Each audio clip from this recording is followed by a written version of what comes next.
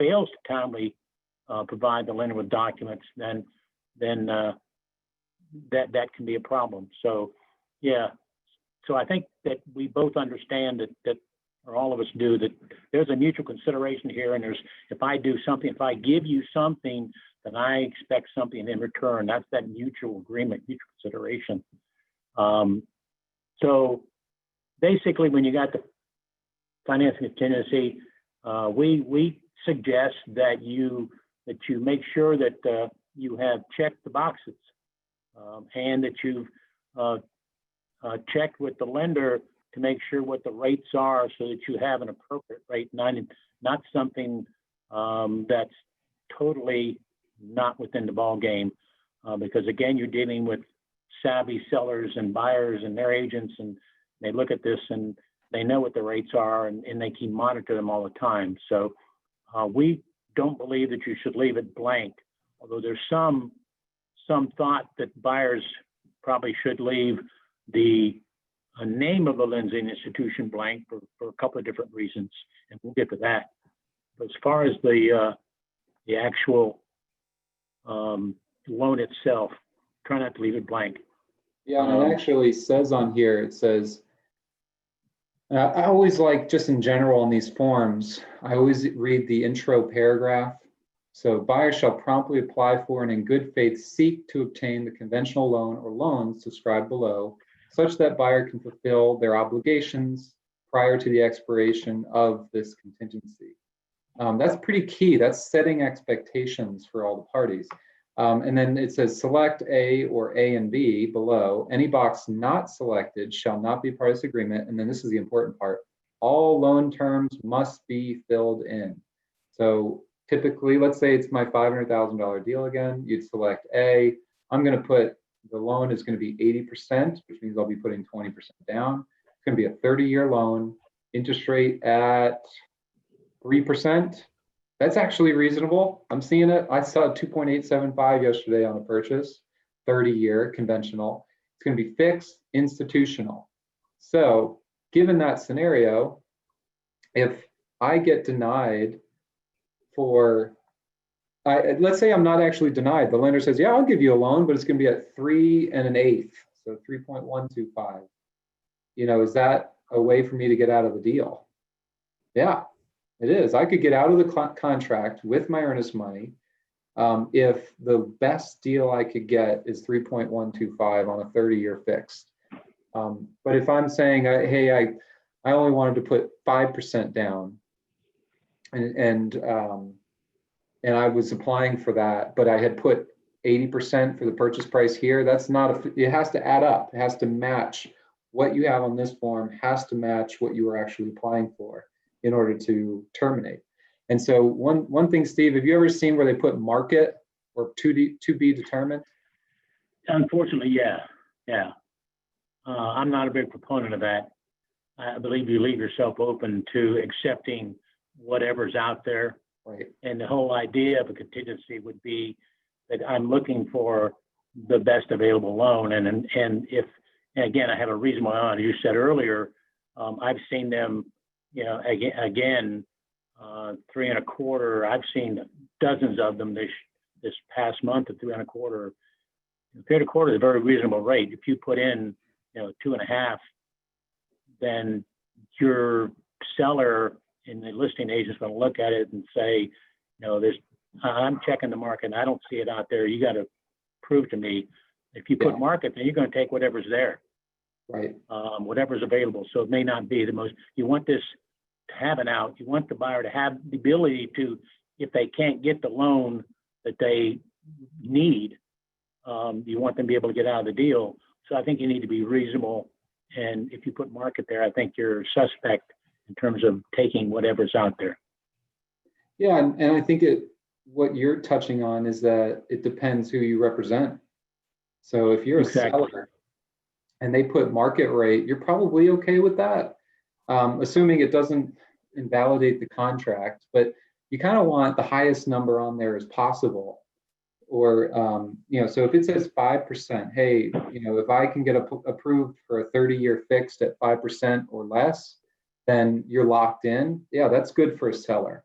But that's obviously a bad thing for a buyer. That means there's no wiggle room. If my lender told me I was getting a 3 and they come out saying it's going to be a 4 because they forgot to lock it, now I'm locked in. I'm kind of screwed. So it depends. And if I'm the buyer, if I'm filling this out as a selling agent, I kind of want that number as low as humanly possible.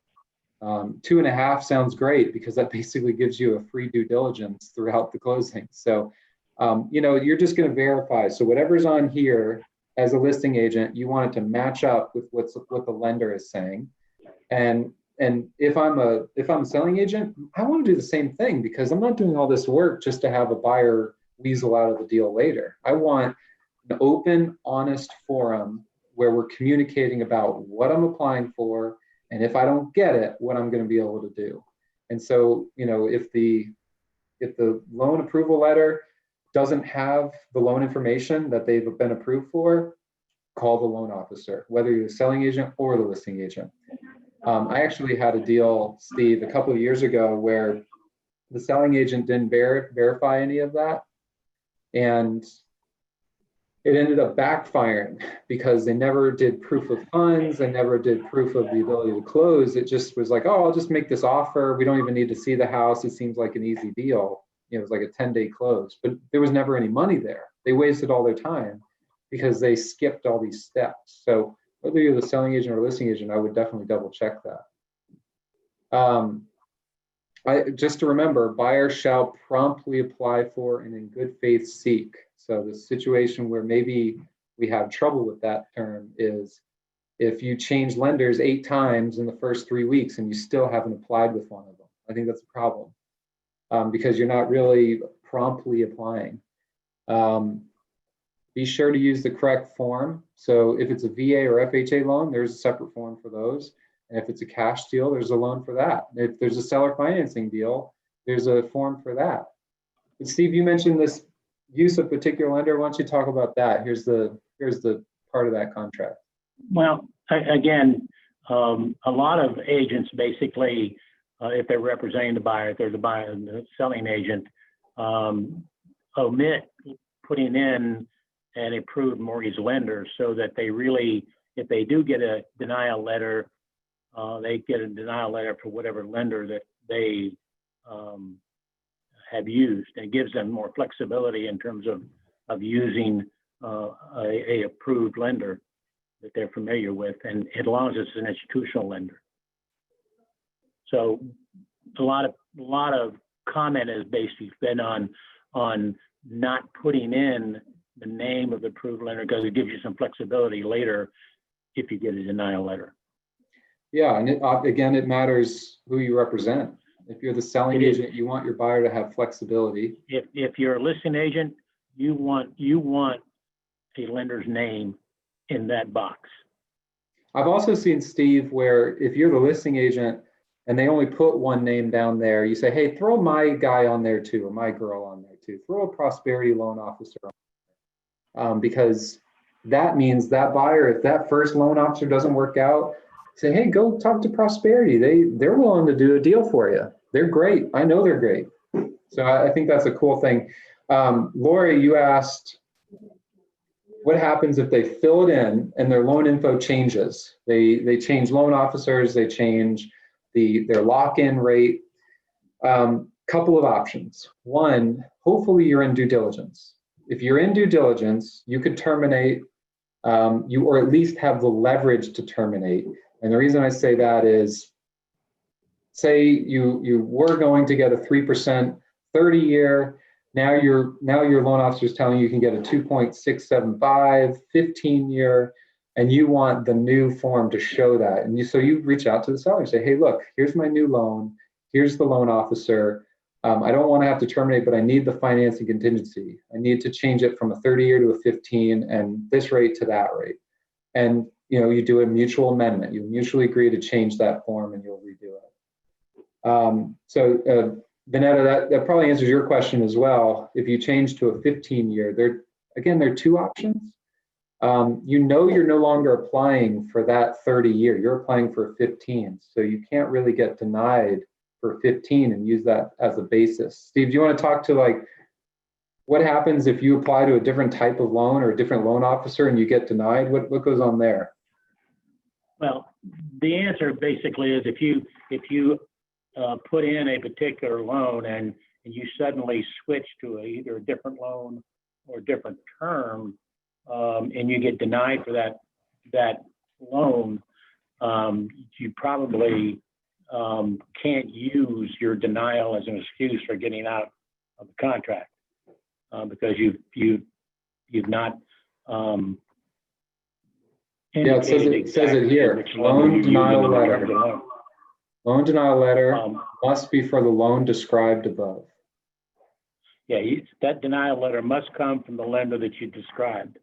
And that's why a lot of some of these attempt to omit any lender there, because then the denial letter can come from whatever lender they applied for, or at least the last lender they applied for. The other thing I see for some reason, and it may be a market area, but in Cobb, at least West Cobb, anywhere where I am right now, I see a lot of situations where the buyer basically initially uses a conventional loan contingency, and because of various aspects of their employment, they may have to go for either an FHA loan or a conventional loan. So I think that initially that's the whole purpose why we encourage you to use lenders that you're familiar with or you used to be used consistently and who you know and trust from the very beginning, to not just get a pre-qualification letter all of a sudden once all the information's provided to the lender, say, well, you actually need to go for an FHA loan because you're not going to qualify for a conventional loan. Right, so, and that's a key distinction. So when your lender is saying, hey, look, you're not going to qualify for your conventional, but that's what you put on your form, you can do an amendment and say, now the buyer is going to be applying for an FHA loan with this lender at these rates. And if they don't, if the seller doesn't allow you to do that change, you probably just need to get denied. You probably will just need to notify the seller that we got denied, we're terminating. And basically, this is how that section works.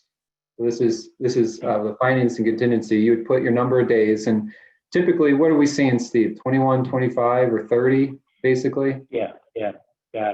No less. I wouldn't, and I encourage them not to use less than 20 days, even in today's market.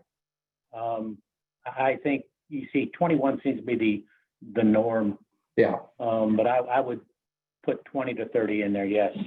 So this is how it would work. Buyers shall be deemed to have the ability to obtain the loan unless prior to the end of the period, buyer does two things. So this is prior to the end of the finance contingency. Notifies seller that the buyer is terminating, so use a unilateral TNR because buyer has been turned down for the loan. And then B, this is an important timing distinction, provides seller within 7 days of that TNR or loan denial letter from a mortgage lender based on the mortgage lender's customary and standard underwriting criteria. So the scenario would be on Saturday night, you learn from your loan officer that you're being denied, but you don't have a letter yet. Can we terminate? Our financing contingency is expiring tonight. My loan officer just told me we're getting denied, but I don't have the letter. What do I do? So you would terminate. You can do that first and foremost, as long as you're prior to the end of the contingency. Send a TNR, and then sometime that week, get that denial letter over to the seller. That kind of closes the whole loop, and you'd be entitled to your earnest money back. Does that make sense, Steve? Makes perfect sense to me. Let's see. If buyer's denied for the loan, they must do those two things. Don't sit on a loan denial letter.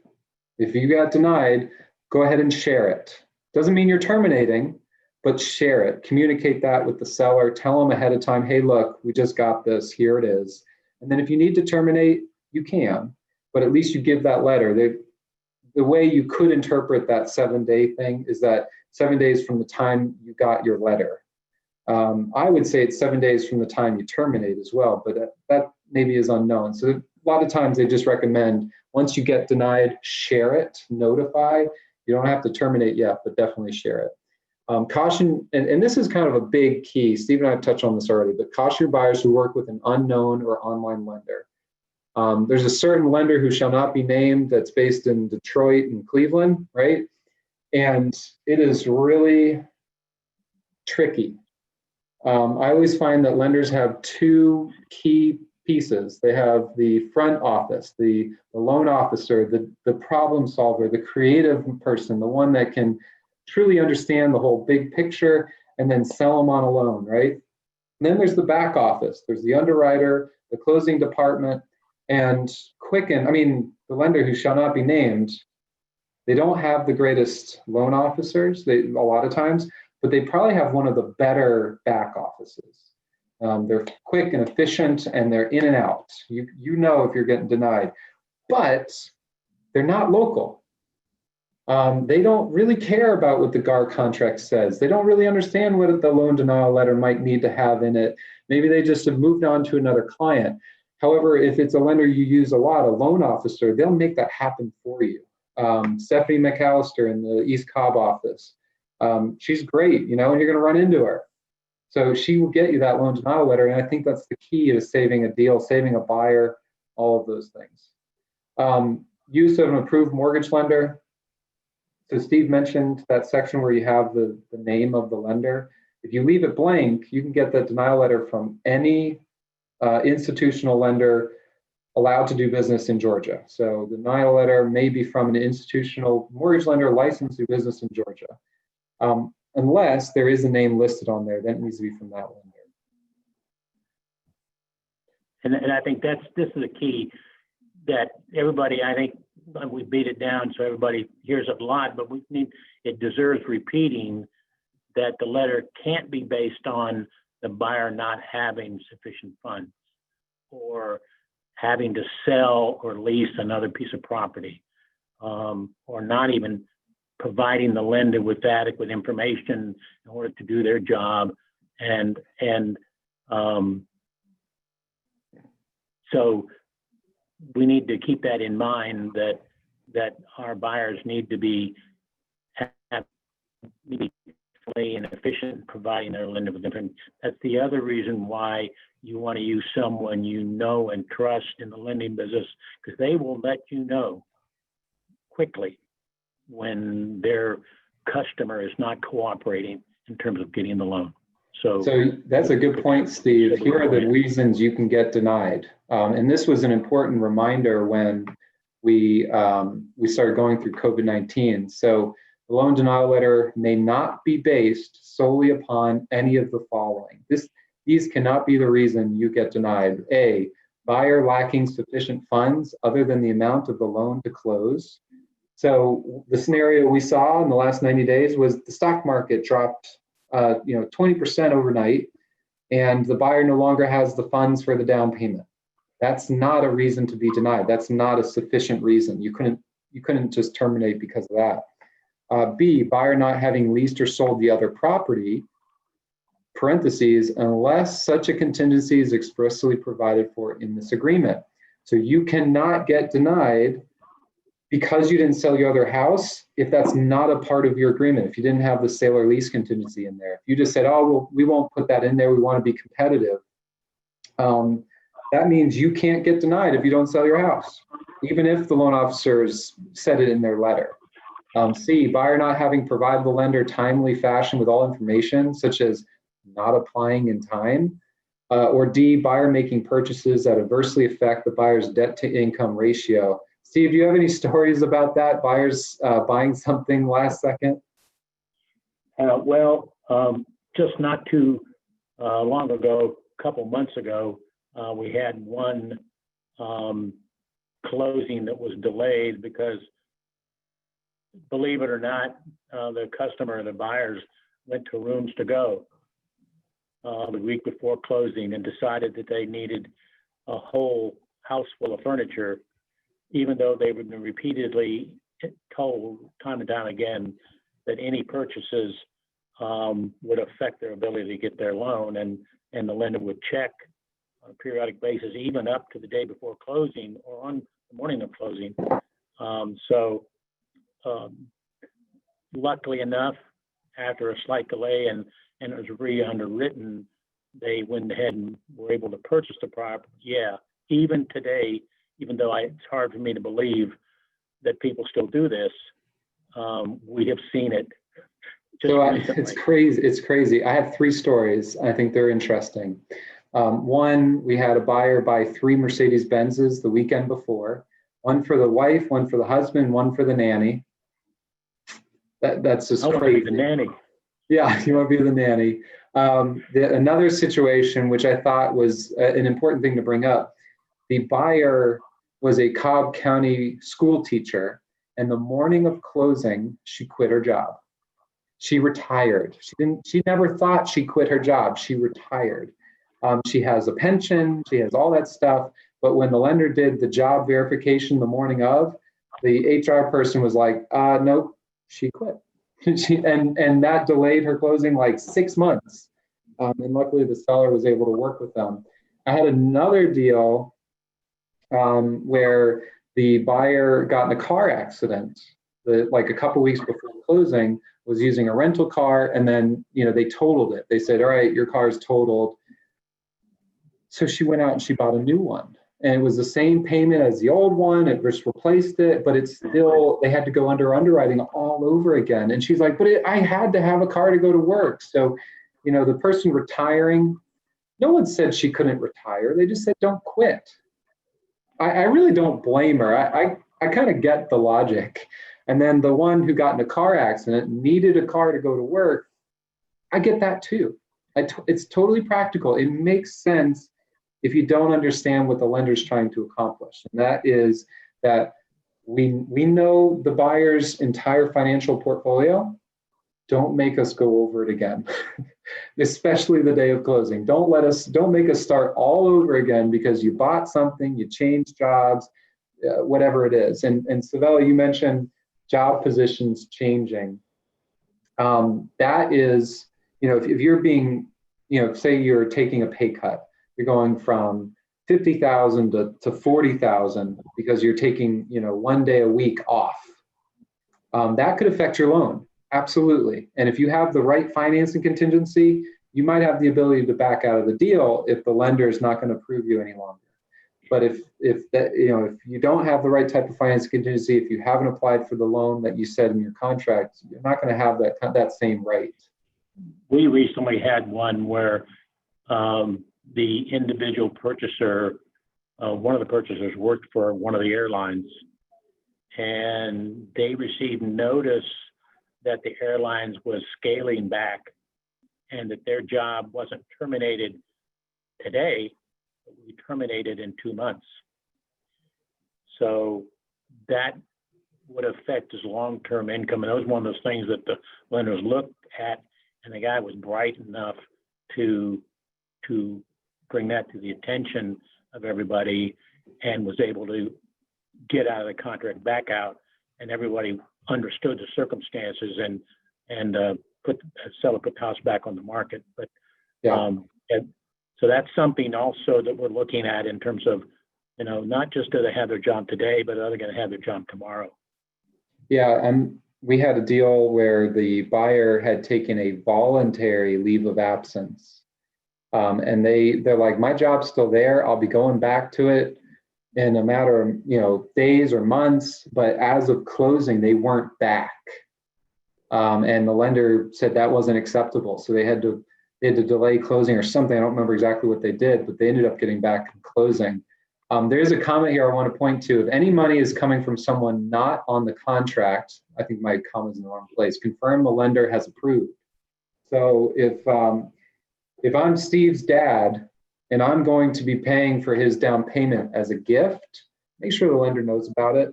And more important than that, make sure that the accountant has approved that, and make sure that there's no sort of difficulty with getting all of that approved. Because what I saw recently was that the buyer's dad was giving a $100,000 gift as the down payment.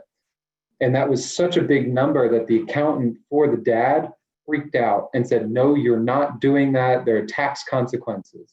So even though the money's there, even though the lender had approved it, the accountant said no. We had to scramble at the last second.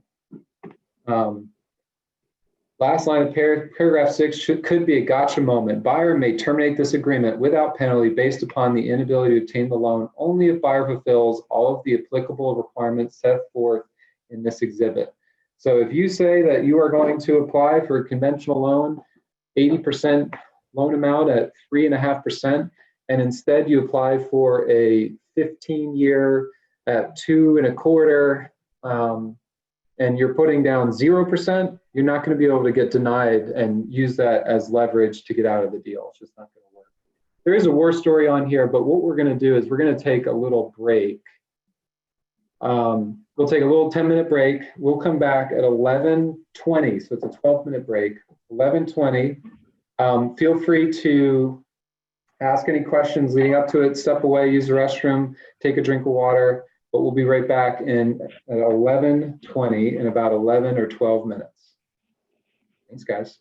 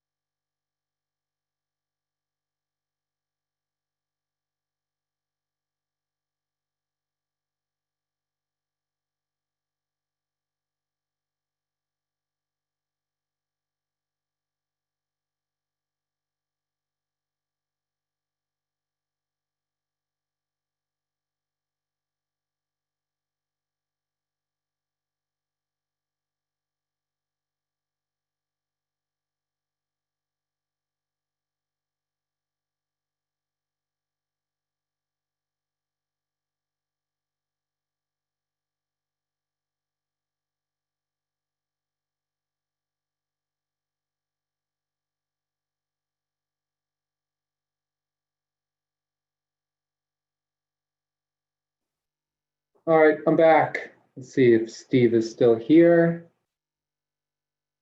We've got 50 people signed up, which is awesome.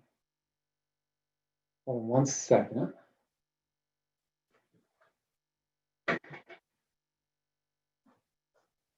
Okay, so we didn't get to finish the conventional loan contingency because I didn't want to run too long without giving you guys a break. When we do take those breaks, don't sign out or anything. You don't need to do that. Let's see, resume recording. So don't sign out or anything. Just leave the computer going. If you have to take a phone call, go ahead, stand up and walk away. Just don't log out, and it'll still count you as being involved. Lee, I'm going to let you talk if you wanted to. Feel free to interrupt me. But the last part of this conventional loan contingency is the seller's ability to kind of verify if the buyer is still able to close. And it's a pretty limited scope of when you can use this. But let me see if I can explain it correctly. So 7 and 8, right? And they work together. So right of seller to request evidence of buyer's ability to close. If the financing contingency ends without waiving the financing contingency or otherwise terminating, seller shall have the right but not the obligation to request that buyer provide the seller with written evidence of buyer's financial ability to purchase. So this is a pretty limited scenario where this would come up. Your conventional loan contingency is ended, and you have that, you want to say if the buyer's still on. Lee, did you have a question? Did you want to ask something? No. Great, perfect. Well, I'm going to put you back on mute, but you're welcome to come back if you have something. That was perfect. Okay. Okay, so let's say it's that 21-day finance contingency we were talking about, and it ends, and you hear through the grapevine that the buyer may have lost their job, or the buyer's sale isn't going through. It maybe it terminated, but you haven't heard a thing from them, and you're asking them what's going on. Well, this is a way to get them to respond. So you say, hey, you give them notice, and you say, I want you to provide evidence of your ability to close per the conventional loan contingency section 7. And let me see if I can use a little pointer here so I can show you.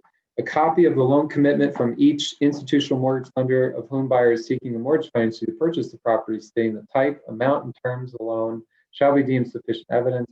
The provision of such evidence is not a guarantee that the loan will be funded or that buyer will close, but it is asking, are you still able to close at this exact moment? And then buyer has 7 days to answer. And then if we roll into number 8, in the event buyer doesn't answer within those 7 days, seller has another 3 days to give them to cure that default. So after 7 days, they're in default. Hey, you haven't answered us. I'll give you 3 more days to give us an answer. After that, seller may terminate this agreement. So here's the situation that I found myself in a couple of years ago. The buyer had not done a sale contingency. They were teachers, and they probably should have, but they didn't. And the seller finds out through the grapevine that their house didn't close. It didn't sell. And that she's like, I just don't think they're going to be able to buy my house, and I want to be able to put it back on the market. We were on day 22, 23, something like that. Finance contingency was already over. And if I were to think about it, I know why the buyer didn't terminate, because they were hoping for a Hail Mary. They were hoping that their deal would still close, or that they could convince the seller to extend, or whatever it was. But they're like, hey, my earnest money's already gone. I'm already in default. I'm not terminating. That's not happening. The seller just wanted to list. They wanted to get back on the market before the season ended. So I suggested they use this method. They send a little notice saying, hey, please provide evidence of your ability to close, AKA an approval letter that's current. Buyer said, within like 3 days, they could have taken 7, but within 3 days they said, sorry, we're currently not able to close. Seller then had to give them another 3 days to cure that default. They couldn't, then the seller was able to terminate. The seller could keep earnest money. Brokers technically could sue for commission, but these buyers were in trouble. I don't think that was what was going to happen. It's not what happened. It's just that the seller wanted to put it back on the market. And so they terminated. And actually, this was an interesting deal, and it was really special for me to experience. The seller was not interested in keeping the earnest money. And I thought that was awesome. I thought, the seller had no intention of taking money from the buyers, just wanted a deal. And she wasn't in the business of going after earnest money or, being angry, upset. She's like, I know this was out of their hands and they can only afford one mortgage at a time. I get it, but I need to be able to sell. So the seller actually gave the earnest money back to the buyer and said, I just want out. You can have your earnest money. And if you find a buyer for your property, come back. Come back, we'll close. But in the meantime, I'm going to put it back on the market. I thought that was beautiful. And it was a reminder that this does not have to be contentious. It doesn't have to be any of that. It's all about communication. It's so that the parties are on the same page and that what I'm doing with my due diligence, what I'm doing with my financing, what I'm doing with my sale contingency, that it's an open forum, that I'm not hiding anything. There's no surprise on any of that stuff. Have you seen anything like that, Steve? Well, just recently, I just closed one yesterday where it was originally scheduled to close like the 28th of May, and they had an issue with their loan. They were past the finance contingency, and the seller, again, was magnanimous in that they said, we want you to buy the house. I think it had a lot to do with the fact that initially the selling agent and the buyers basically, again, became personally, let the sellers know them. They initially wrote a letter why they wanted a house and their family and all that. I think the seller became personally acquainted with them and were willing to wait till yesterday to finally close, even though she could have terminated the contract and taken the buyer's earnest money. She chose not. Yeah, but and I think it was a win-win. That's a win-win. That's awesome. There's a tip on here. It says, be sure to confirm your buyer's lender will issue a loan commitment and the terms don't state items which are not legitimate reasons for the denial. So in my example, what was really crazy is that the buyer, when they tried to terminate, maybe this was a different deal, I might be mixing them up, but the buyer was trying to terminate, and the loan approval letter originally did not say anything about a sale contingency, but the denial letter did. And there was no contingency as part of the deal. So the seller called that lender and said, hey, why is this in here? And he goes, well, it was always a part of my approval. I just didn't put it in the approval. Like, sorry, that's not a basis for terminating and being able to keep earnest money. So seller was able to keep it in that scenario.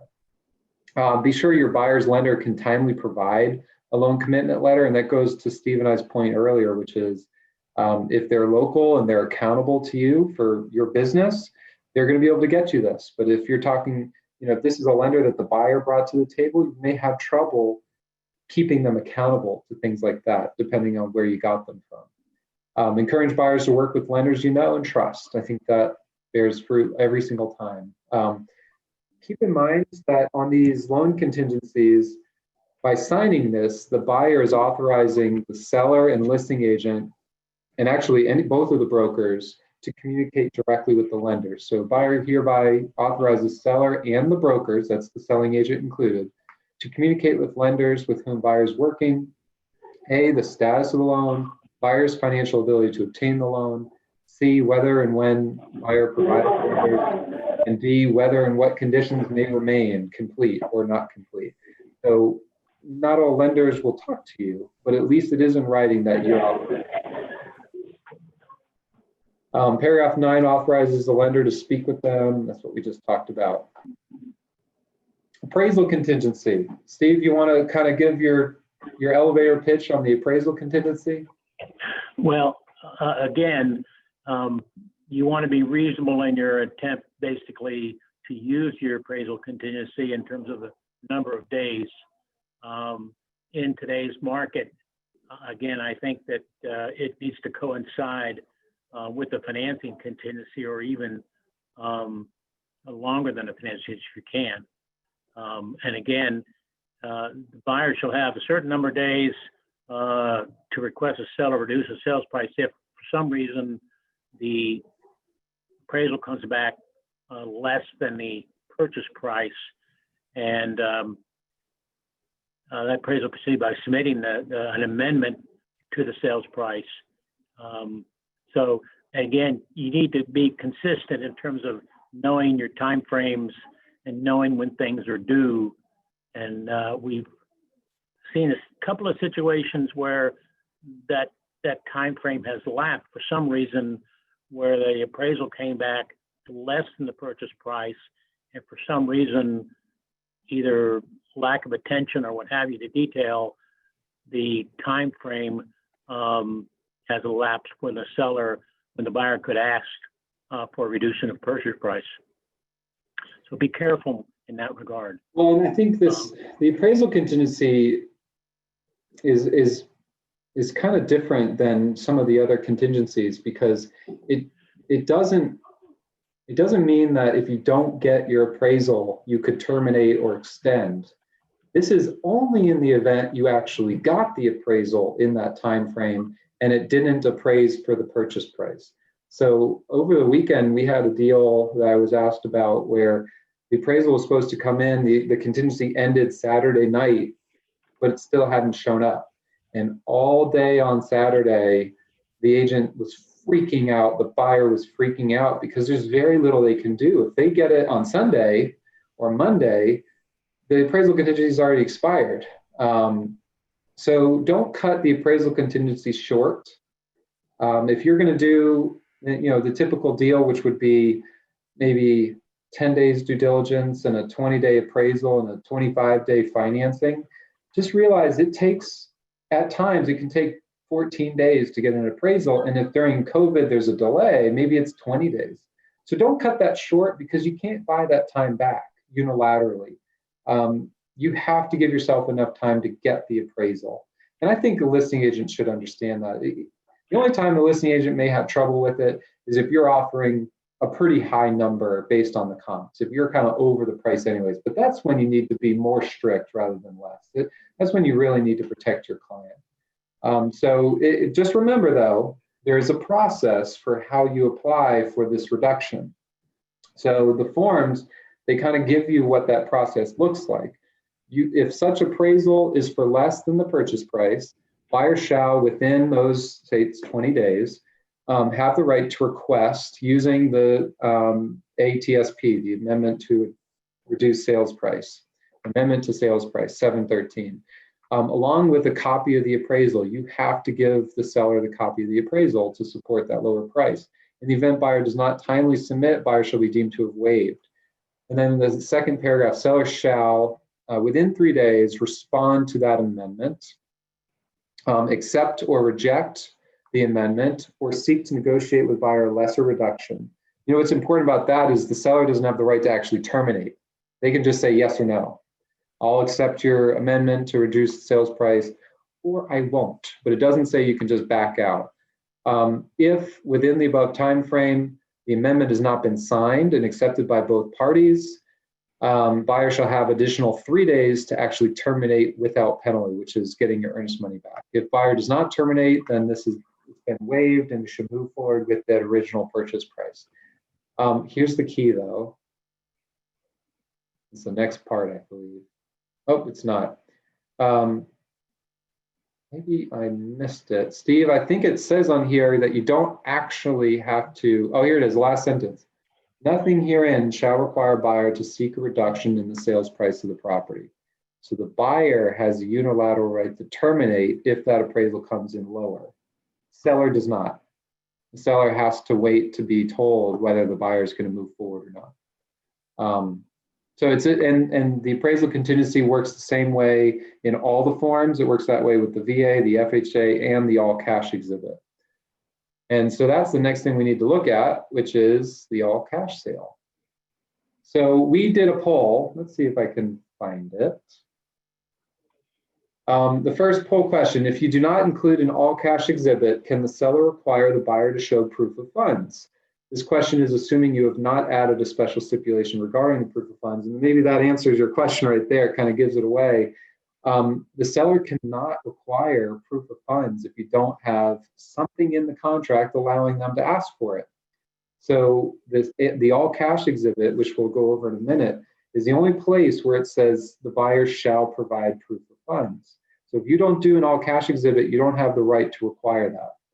Number two, after the seller requests proof of financing, what is the longest amount of time the seller would have to wait to be able to terminate? So if you remember, it's that 7-day period that the buyer has to respond, and then 3 days for the buyer to cure. So the most would be that 10-day period. All right, so that is, I'm going to share those results. Those are just the two questions.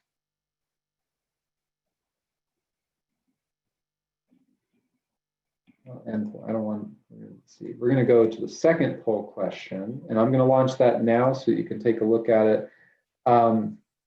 Sally asked, can I put an offer on a house that is in contingency? Yeah, you can be a backup offer if that's what you're asking. If that's not exactly what you're asking, feel free to ask again. But if someone else is already under contract, you could certainly put in a backup offer. There's a contingency for that. And then Lori, she says, it seems right now there's a real issue with our pandemic as many people are getting reductions in pay, and sadly this could happen after contract is written. I've heard some people in the hospitality industry experiencing huge pay cuts. If you look at your brokers, they've taken a pay cut. So no one's immune from this. I'm assuming many of you are taking pay cuts, but just look at your broker. They've been on furlough. They're going 4 days a week. So it's a very real thing. This is not just some hoax that some people are dealing with. It's going to affect everybody at some point. So I've heard, so is there any protection for that buyer if this happens after the finance contingency? Steve, can you think of one? So buyer gets past their financing contingency and they are told that they're going to have to take a reduction, or maybe their position is eliminated completely. You got me there, buddy. Yeah, well, that's the most unfortunate part. That's the thing. If there's no contingency, the buyer would be in default. No, exactly. Now, we have seen where that happens, but the buyer's still approved. The lender still will go through with it. However, as you probably have all seen before, even if the lender says they'll go through with it, the buyer may not be comfortable. They're going from 2 salaries down to 1, and you're asking them to still go through with the same house purchase. They may not be ready to do it. So you have to be right there with them and say, here's our reality. You will forfeit your earnest money, and there is a possibility that the brokers could sue for commission. And you may lighten it up by saying, hey, I won't be the one doing that. I've already talked to my broker. We won't go that route.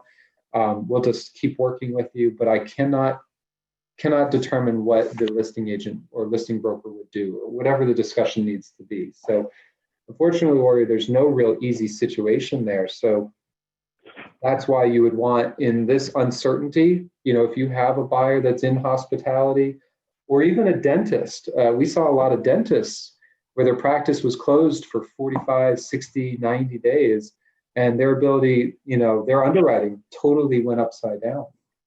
I had a dentist buying their dream house, $1.5 million, and they had to terminate. And what we did in that scenario was we did a mutual agreement. So we did a mutual termination, and we had both buyer and seller sign it. And we did this. This is kind of the trick, because Harry Norman is not typically suing for commissions. Unless there's like a fallout of the relationship, you're not going to be looking at that as an option. But this is how I approached the situation. We had the buyer and seller mutually agree that the earnest money is going to go to the seller, plus the buyer is going to give the seller an additional $10,000, basically as consideration for the termination. And then we put that the commissions shall be 0 to both brokers. And everyone signs it. The buyer signs it, the seller signs it, both brokers sign it. So as your selling agent, or even as a listing agent for Harry Norman, you're probably comfortable doing that. You tell the seller, you say, look, I want what's best for you. My broker says that we can sign this, but we do want to extend our listing agreement with you. We want an extra 6 months. We'll sign this mutual, you'll get your money, and we'll go right back on the market. And then the selling agent, obviously they're going to be trying to do what's best interest of the buyer. So, if you present that, it's going to be hard to have a broker step in the way and say, I don't care if the seller's getting $5 extra, I'm not signing it. That's probably not practical. So, Lori, if you come across a situation like that, I would consider talking to a buyer and saying, buyer, I know you're hurting. Let's ask kindly if we can do a mutual termination. The seller doesn't have to agree, but if we need to, we sweeten the pot. Let's give them an extra $1,500 to say, hey, let me out of this contract. I'm sorry for your troubles. You'll get the earnest money plus this additional penalty that I'll pay to you immediately. And and then you tell them, you say, hey, seller, if we get back up and running, I'm going to come to you with an offer. And I'm so sorry, we're hurting, our family's hurting. I hope this is acceptable.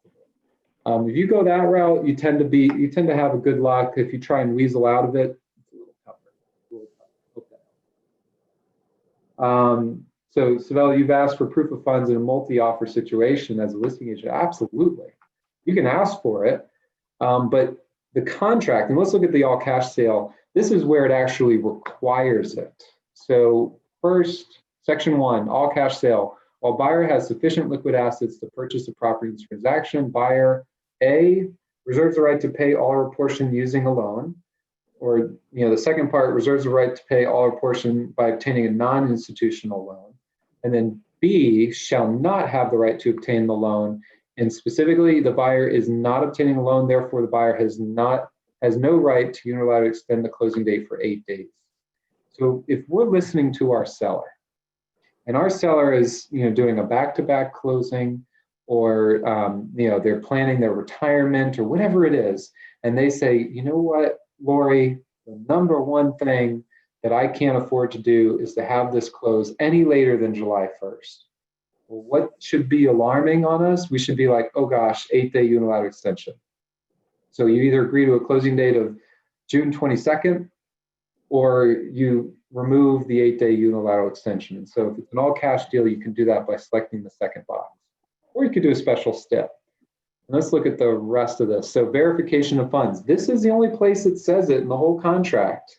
So if you're doing an all cash deal and you need to verify funds, you're either going to do it before the contract, or you're going to do it as part of this form. So within blank days of the binding agreement date, buyer shall be obligated to provide or cause to be provided to seller, detailing the funds. The required information shall consist of at least one of the following. Now, this is not a whole lot different than what a loan denial letter should have in it. There's no perfect format. I've seen someone doing a screenshot of their bank account and just whiting out the account number. I've seen someone showing a copy of their home equity line, their ability to draw off of a credit. I've seen everything in between. In fact, just last week, I had a buyer paying 1.3 million, and they had 600,000 in a checking account, and then they had $1 million home equity line that they could pull from. And he says, how do I show that to the seller? How do I present that? I said, I would just take your line of credit now, put it in your checking account, do a screenshot, send it over to the seller. Now you've got your 1.3 million sitting in a checking account. You don't have to get funny or creative with how you show that. And the seller doesn't have to worry about it. And you're paying interest, per day for 10 days until you actually close. So that worked out in that situation. Steve, is there anything else that you would typically see for proof of funds? No, if you get something from your lender or your banking institution, whatever it is, it needs to be on their letterhead. It needs to be signed by a banking officer. It can't be signed by the clerk or have you. So again, I've seen a lot of different forms. My suggestion is to make sure that they get a valid proof of funds letter and it can be basically saying that the purchaser has sufficient funds in their account in excess of and again, the purchase, write out the purchase price, so that I see that quite a bit. And I think ultimately, ideally, you want to verify proof of funds before you go under contract, and this buyer should be able to do that. So they should be able to show you something before you actually sign that gives you pretty good confidence that they're legit. And then if they're going to send you an update to that within 3 days, that's great. But you don't want to have to go under contract and then not like what they send you. Say, I don't like this. This doesn't give me enough information. It's all redacted. Just find that out before you go under contract, and it'll go a lot better that way, because you'll go into it with open eyes. And then if you notice, buyer does hereby authorize seller and listing broker to communicate with any person providing this information. So Steve mentions letterhead, specifically from a banker or something like that. There's a number and an email. It makes it pretty easy to reach out because you have the authorization to do that. If I'm a selling agent, I also want to verify. I had a deal 3 years ago. It was a 100-acre. Buyer just kind of moved really quickly and said, hey, I'll close in 7 days, all cash, no contingencies. And then, you know what never happened? We never got any money. The buyer was a total con artist. And one of the ways that allowed to happen is not only did the listing agent not require proof of funds because, hey, we're closing in 7 days. If you don't have it, you don't have it. There's a lot of problems with that statement, but the selling agent never verified either. Selling agent just took them on as a client and started making $1 million offers all around town. And the buyer was a total fraud. So don't ruin your reputation because you're skipping steps and you think there's no harm involved, because it can. In that scenario, I ended up spending about 4 weeks on the deal and spending $1,500 on title exams just to find out that the buyer was a fraud. So don't let that happen to you. Use our experience to help you. So tips: only use if proof provided after binding. Best option is required before. Have the seller carefully review any proof of funds to ensure they are legitimate, not subject to restrictions for use such as a 401k account. One of the reasons why I recommended that buyer transfer the money into their checking account sooner rather than later. Did I ever tell you this, Steve? I had a buyer. I walk out into the lobby. This is a crazy story. I walk out into the lobby, and the buyer and the seller, this is obviously before COVID, they're talking it up. They're yakking up. They're having a blast. The agents are there. The lender is there. Everyone's there. This is a party. The kids are there. I pull them back into the closing room, and the buyer says, hey, Christian, I talked to my IRA this morning, and it's going to be 7 days before they'll wire the money. Is that going to be a problem? What? Yeah. Is that a problem, Steve? It is. And that's one thing we see when people are getting money from their Schwab account, their IRA. It's a lot more complicated than just going to the bank and wiring money. There's a delay involved. If you've got an IRA or you've got a retirement account, you may have a manager of that account, and that manager needs to be involved in authorizing the transfer or initiating the transfer. The client, the customer, doesn't necessarily have the right to initiate that transfer from that account. There's all kinds of things going on when you got a 401. I see people have 401k trusts where they're retirement accounts, and they just think that they can just call up the guy and say, send me 300 grand, and that's not that simple. I see it occur, not so much now because agents are a lot more savvy in the regard and seen it before, but anytime you see someone and you know your client is getting their money from an IRA or a 401k retirement account, your ears should go up, and you need to make sure that your client starts that process sooner rather than later. You know what? Yesterday we had a closing that did not fund because the 1031 exchange agent needed some paperwork, and they weren't going to get it until this morning, actually. And they're in California. So California time, they were going to get their FedEx at like 10 a.m., which is 1 p.m. East Coast time. And then they would initiate the wire. Well, this was a back-to-back-to-back closing. And it was the first one. So it was a domino effect. None of these closings happened yet. It still haven't. It's only almost 12. But that's a disaster. That's a problem. And, you know, if we knew about that ahead of time, we could have better scheduled moving companies and move in and move out stuff, pre-closing, post-closing occupancy. Also, if the money is international, if this money's in China, there's going to be a delay and the buyer may not know how to get the money out right away. So you want to see that it's a US bank, the money is available, that you're not waiting on a draw. If they're showing you a statement from a brokerage account, that what banker you can call to verify, hey, what's the time frame for when this money would need to be requested? Make sure it just all adds up. Make sure it all adds up. And I'm not saying this because every deal is problematic. A lot of times the buyers, they're on top of it and they get it out, but it's that 1 in 100 deal or 1 in 50 deal that totally messes with your day, or your week. We have a delay, and your client will not leave you alone because they want to know, is it there yet? Is it there yet? Are we ready to close? Do I need to go back? It'll ruin your week. And what Steve and I have always talked about is that your client remembers 2 things from the transaction, mostly. The most stressful or anxiety-producing event and the last event. You do not want both of those to be the same thing. You don't want to be so stressed out waiting for the money to hit for a week, because if they're the same, that means we didn't do our job. And you're going to put on your checklist, or what I call them the don't do that again list. You're never going to let that happen to you again.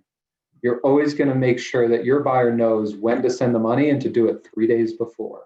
It's not a whole lot different than doing repair work or any of that stuff, and not leaving it to the last second when you do your walkthrough. Do your walkthrough a week before, or just taking money. Bella says, especially, so she usually asks for proof of funds, especially multiple offers going on. How do you know the letter is legit? You can get lied to. You can. There's no solution to that. But you can at least tell yourself and your client that you did everything you could. You called the banker, you got a screenshot, you got a formal letter, that you requested enough earnest money, right? If you're worried, if your gut is telling you that this buyer may not be legit, or they're from a different part of the world and you just don't know if the money's there, you need more earnest money, period. If normally we're asking for 1% or 2%, make it 5%. If it's a $500,000 deal and they're paying cash, you don't need to ask for $5,000 earnest money. Ask for 25. That way, if it's not legit, at least the 25 is there and you have something to grab your teeth into. You've got more leverage that the buyer's really going to lose something if they don't close. So that's my plan B. My plan B is ask for as much earnest money as possible, because if your gut's telling you it's not right, that's the best way to convince yourself of it. I believe earnest money is a key to a lot of things, and I've always preached the fact that the more earnest money, the better, no matter what the deal. No matter what's a cash deal or a finance deal, what have you, the more earnest money that is at risk, the better chance is the deal is going to close. We've got a deal right now that I was actually talking to the seller this morning. It's 1.8 million. It's about 50 acres. It's gorgeous house. This is like a 15,000 square foot house. It's stunning. The seller signed a week ago, and there was 20,000 earnest money, which is about 1%. But that's it. And you know what never came? I got all the excuses in the world, and again, I never got any money. We're still waiting on money. And the seller at this point is saying, hey, if you wire 100 grand, maybe you don't have the 2 million right now. Maybe you're moving money around and you're talking to your trust guy and dad hasn't funded it yet, whatever it is. If he's asking for 100 grand, he's like, hey, if you wire me 100 grand, I'll delay closing for 3 more weeks. And Savella, you mentioned something like that, just having non-refundable earnest money, or use that option money thing. Well, if you had 100 grand up front, originally, that would have been better. You've got real teeth. It's 100 grand is already there. You've got real motivation. Especially these buyers are out of town. You don't know if you can sue them or not. Yeah, that's annoying. So you have your 100 grand up front. You could even do it where it's 20 grand at binding and then another 100 after the end of due diligence. More information on that story or on this closing. This is the second time they went under contract with this seller. The first time the buyer terminated, and then 6 months later came back and tried to do another deal. Their alarm bells should have been ringing already. That, hey, they're probably moving money around, or they weren't ready then, they're ready now. Put your money where your mouth is. I want 100 grand down. It's not that much when you're talking about a $2 million all cash deal. It's just not. So just be careful about that. In the event buyer fails to provide seller with the required information, such as the proof of funds, then seller shall notify buyer of the default and give them 3 days to cure. And then if the buyer doesn't cure, they still don't show proof of funds, seller can terminate. So that's a key. You don't let this thing drag on forever. You really just want to be able to put it back on the market. There is the appraisal contingency, but my take on appraisals when it's an all cash deal is they're not worth the paper they're written on. They're just not, because for two reasons, a couple of reasons. So if I'm the seller and the buyer's asking for an appraisal contingency, it's not like if the appraisal comes in lower, you're not going to be able to afford the deal. If we're talking about a loan, the lender's going to give you 80% of the appraised value. They're not going to give you 80% of the purchase price. So if the appraised value comes in, that means the buyer's got to cover the difference. But on a cash deal, that doesn't work. If the appraisal comes in lower, the buyer still pays the whole thing.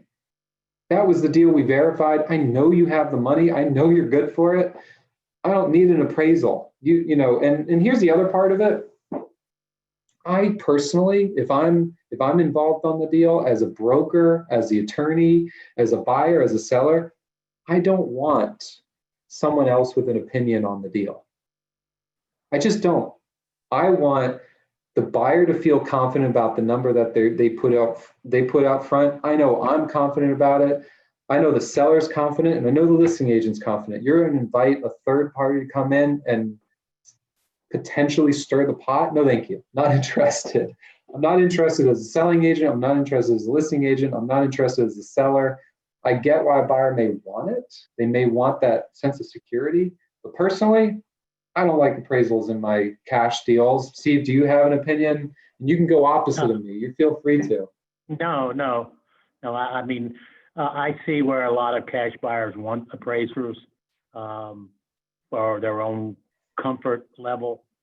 But again, I agree that from a cash sale standpoint, they don't do a whole lot other than occasionally muddy up the waters. They muddy up the waters. But there is an important, if you're going to do it, you definitely want to fill out this section B. The appraisal shall be selected by, and you can even put who the appraiser is going to be. Because if you've got the buyer saying that they're going to get an appraiser, you want them to say exactly who that appraiser is.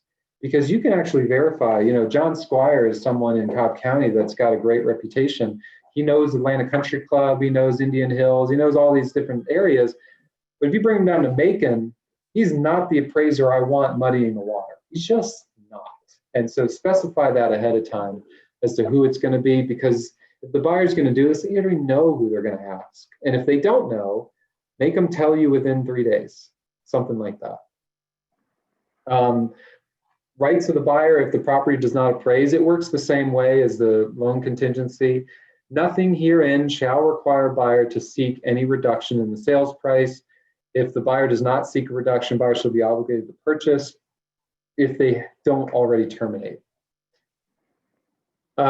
Seller financing. Steve, you want to take point on this one? I love it. I do too. You and I have all the clients that do seller financing. You've got a couple of investors that do private financing, and it kind of all works the same. Yeah. One of the things that I think it's a great selling tool to some degree. If your client has the ability to finance the purchase, it enhances basically the net proceeds that the seller will receive. They're financing a portion, they're going to get their down payment, they're going to finance the rest, and they're going to actually earn more money on the sale vis-a-vis the promissory note and the interest that they're going to receive over a short period of time. Typically, I see where sellers are doing a short-term financing. It makes sense in that they will finance a portion of the property, of the purchase price, just like any other institutional lender would, but it's not a long-term financing. So their money is not tied up for a long period of time. It's generally at a higher rate than the market rate because there's a risk there the seller's taking. But they are secured by a first mortgage, and they have all the protections that a institutional lender would have in that regard. So I think it's a great opportunity if you have your seller who has the ability to finance the purchase. It works as a great opportunity for a seller to actually earn more for the sale than they would otherwise. So Steve, explain what it means for the seller have the opportunity. What does the seller need to be able to do to be able to offer seller financing? The seller needs to be able to sell the property and not have any other loans on the property. Not have any other loans on the property. You can't keep your existing mortgage in place and use that as seller financing. Exactly.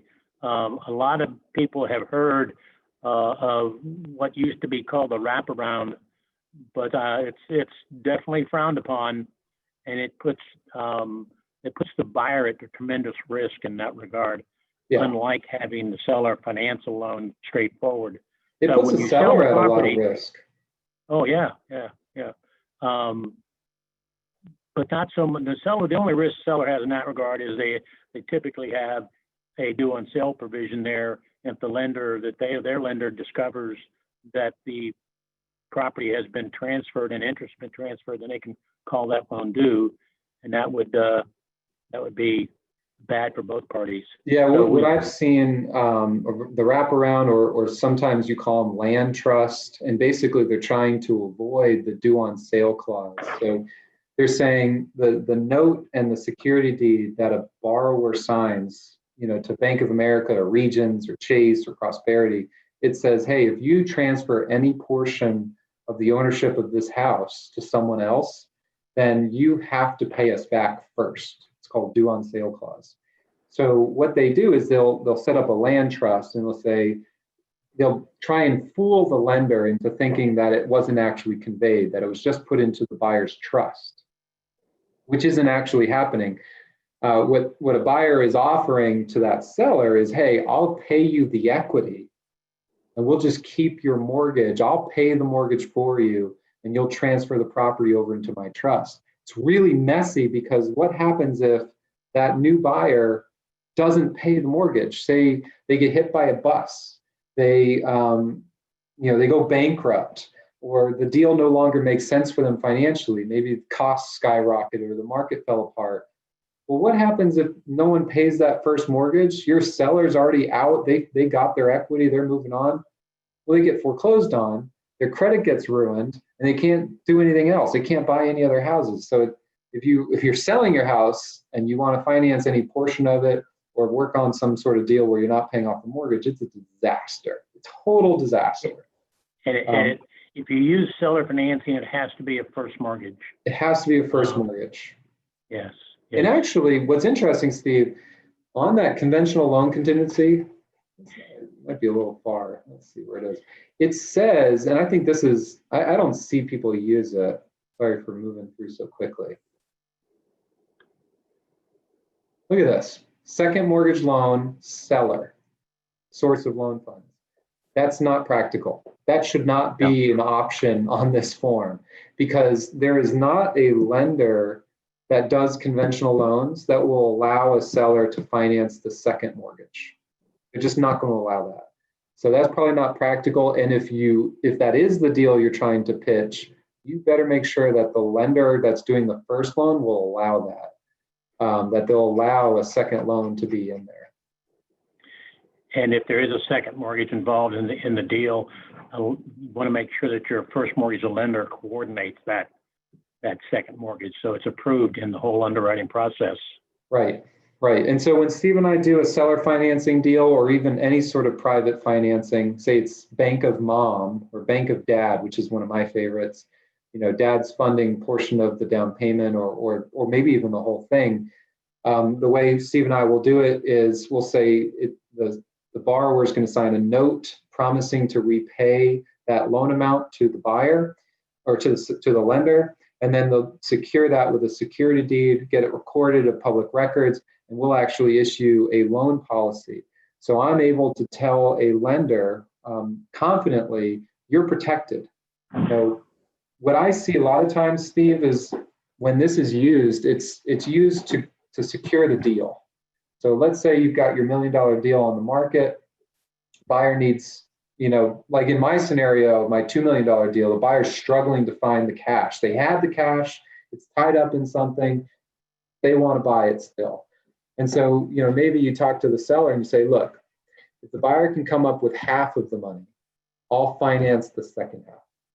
So buyer, you put down your $1 million and I'll finance the other $1 million for 6 months, so that you can clean up your finances, free up the extra $1 million, and then buy me out, pay off the loan.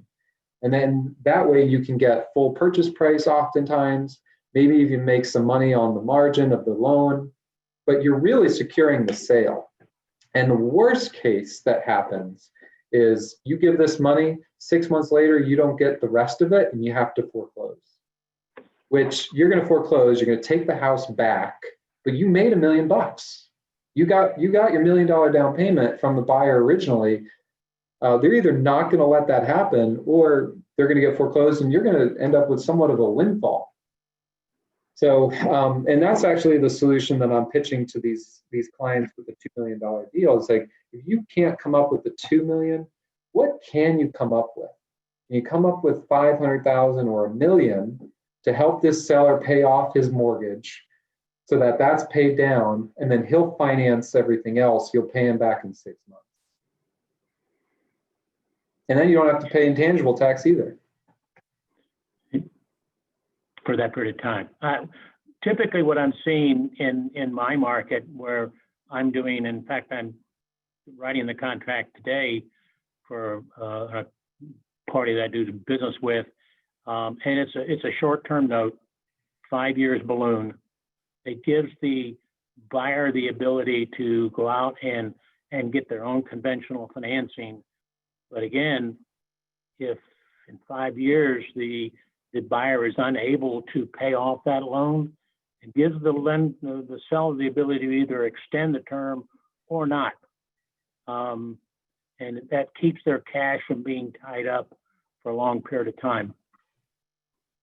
Exactly. We had the next slide, and we're going to take a 10-minute break right here. We're going to talk about the sale contingency next. One way to avoid doing a sale contingency is if the seller doesn't have any loans on the property, can the seller sell the closing, sell the property to that buyer, finance a large portion of it, and then when the buyer sells their other house, they'll pay him back. And you can put your term, you can do a 6-month, 12-month, 18-month term to give that buyer the ability to sell their house, take their time, move in, move out. Seller takes a little bit of money off the table, but they're still, got a lot of it in the deal, and it just kind of secures things down. So that would be an option to avoiding having to do a sale contingency. If you want to make sure, if your seller has the ability to finance it and will finance it, to use a financing contingency, because the contingency has so many protections in it. So the contract, when you do the note, when you do the security deed, it mirrors what an institutional lender would require in terms of protection. There's a due on sale provision. There's a late fee provision. It's a marketable loan. So we typically use the Fannie Mae note security deed, because if a seller gets in a position where he needs the cash, he can actually discount that loan and sell it.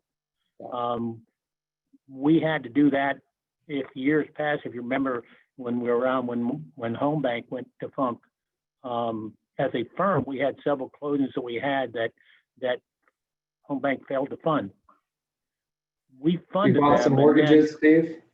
and we went in the mortgage business, yes, for a few weeks, and we funded them, and then we in turn discounted them and sold them to an institutional lender. So we were not totally out of pocket.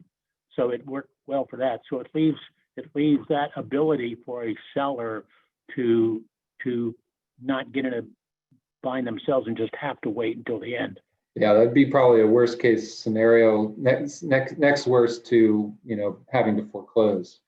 We're going to take a little break. We'll come back in 10 minutes, so 12:21. And go ahead and sign out, or don't sign out, but you can walk away if you need to. But I want to take this moment to remind people how to get credit for the class. So you've registered, you're signed in. Make sure that you have stayed on this class for a minimum of 180 minutes.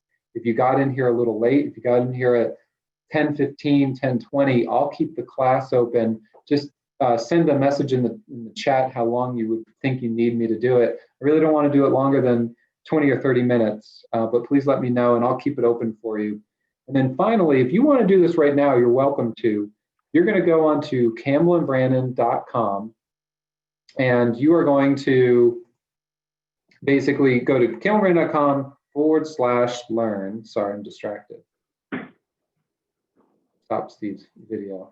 /learn. So campbellandbrannon.com/learn. Go ahead and do it right now and fill out the form. You put in your name, your license number, email, phone number, fill out the survey, see how we did, push submit. It'll direct you to DocuSign. You'll sign. If it gives you a little warning saying the link has expired, it still went through. So I'm trying to figure out why it's doing that, but don't be alarmed. I'm going to verify that everyone that signed into this class and logged in, that if I don't have that form from you, I will reach out to you. I'm not going to submit anything until I get everybody that I'm supposed to. So do your best, fill it out right now, campbellandbrannon.com/learn. Tell Steve and I how you thought we did. We've still got another 45 minutes or so of this class. I'm going to sign out for just a second. We'll be back at 12:21. And we'll start back up and finish this class out. Thanks, guys.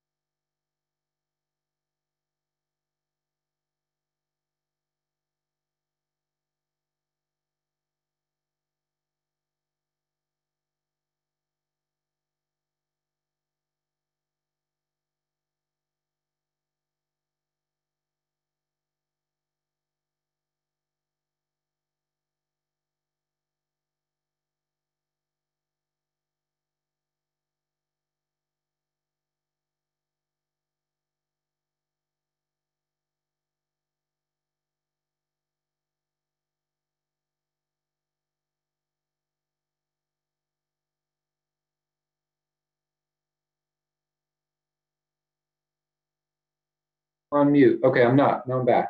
I just spent the last 2 minutes talking to myself, but essentially I just wanted to say sorry if anyone's having trouble.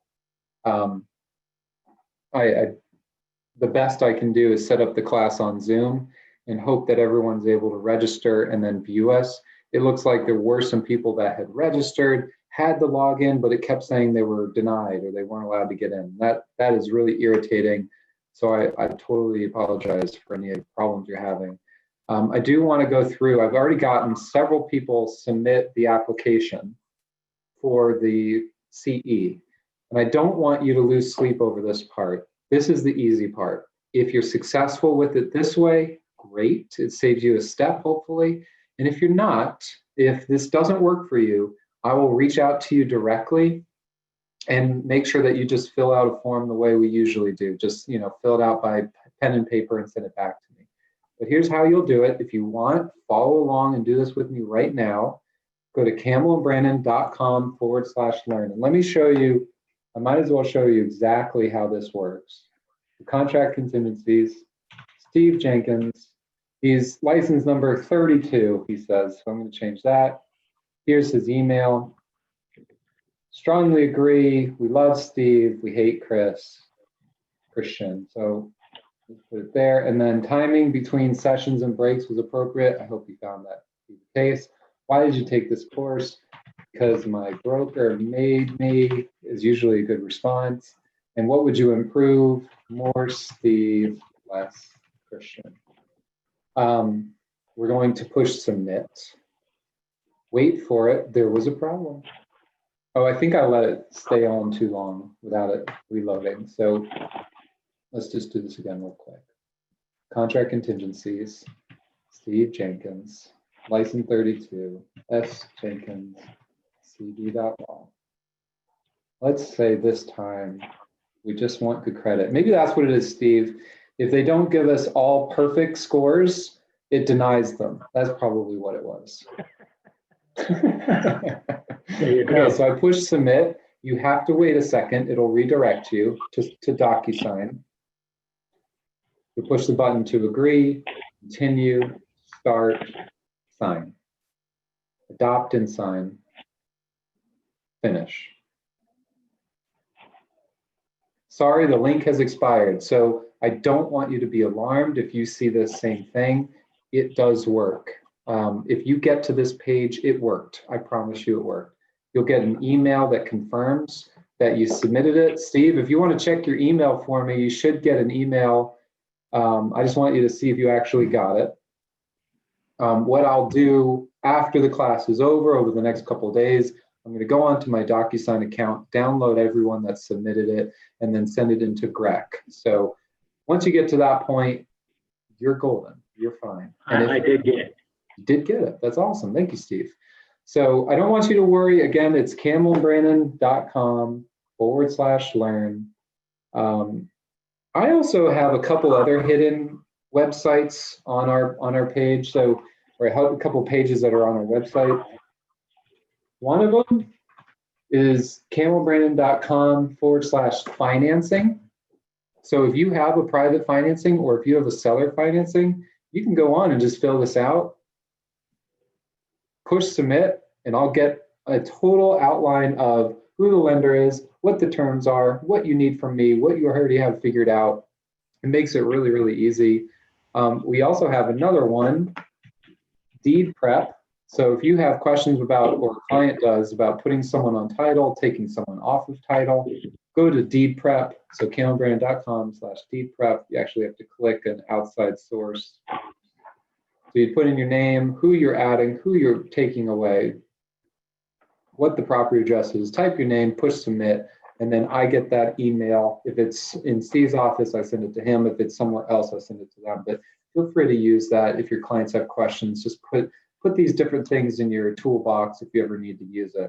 And what I find, the reason why I did it is not because the technology is perfect, but because it ensures that I don't forget to ask a question about seller financing or whatever it may be.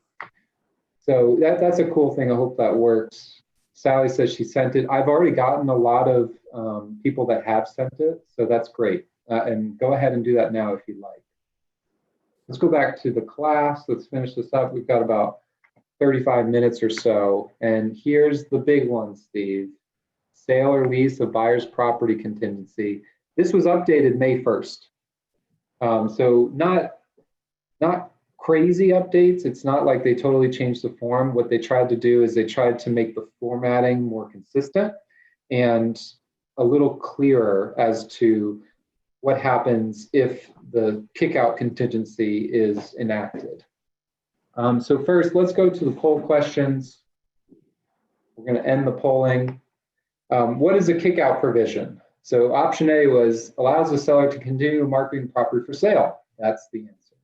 Kickout provision says, hey, look, I like your offer. I like your offer enough to accept it and allow you to do your due diligence.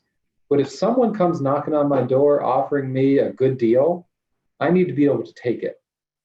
And if I do, if someone makes that offer, I'm going to come to you first and say, hey, will you waive this contingency or that contingency? If so, the deal is yours. So kickout contingency simply allows you to continue marketing the house. I think FMLS has a new distinction or new status where it's active, pending, or do you know what that is, Steve? Or if someone wants to mention in the chat? No. It's something in FMLS where it says active but pending contract. And so if you accept a deal with the kickout, everyone's going to know you've got a deal. So it's not going to just be active. Active under contract. Thank you, Carlin. That's perfect. So active under contract. So that's the distinction. If you've got a kickout provision, you are active under contract. So you can still do your showings and still get other buyers interested, but there's another buyer to pay attention to. John, I did say ignore if the link says it's expired. It should still work. Francis, if you can't enter the course title, just enter a different one. It should be a drop-down box. Okay, so let's keep going. So here's our sale or lease contingency. Buyer warrants that buyer owns the real property located at. So this is the property that's being sold elsewhere. And here's the key. Let's see if I can get my annotation thing, my spotlight. Other property. Steve, why is other property capitalized and in parentheses? What does that mean? Distinguish between the property they're buying and the property they're selling. Yeah, they're defining it. They're defining it. So if you had to do a STIP, what would you call the other property? You still have to talk about the address again, or can you just call it other property? You can refer to it as other properties. That's right. So that's something you'll see throughout the contract. Steve, do you know what the contract defined term is? Do you remember? I didn't hear you. I'm sorry. So what do they call the contract if you're going to refer to this contract? What is it called, contract, or is it some purchase and sale agreement, F201? Do you remember? Purchase and sale agreement. Actually, it's right there, agreement. So if you wanted to write a STIP, you would just refer to the agreement in capital A.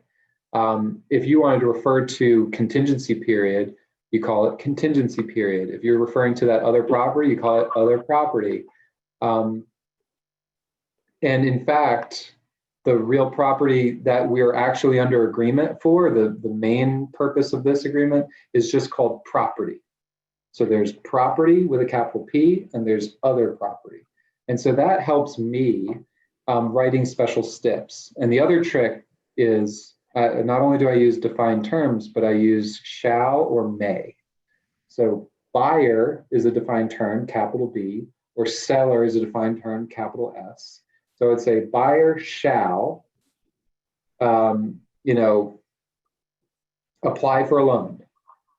That gives a responsibility put onto the buyer. You don't have to put all these other, qualifying terms such as, all parties agree or anything like that. You don't need to do that. You just have to be, you can use those defined terms. I don't know if I'm being clear. I'll try and clean up as we keep going through this contract, but it allows you to make very eloquent and short, concise special stipulations. If you know that you don't have to keep saying, if buyer doesn't sell the property located at 123 Main Street. No, you just say, if other property does not close, then you say what happens. If then and use your capital terms.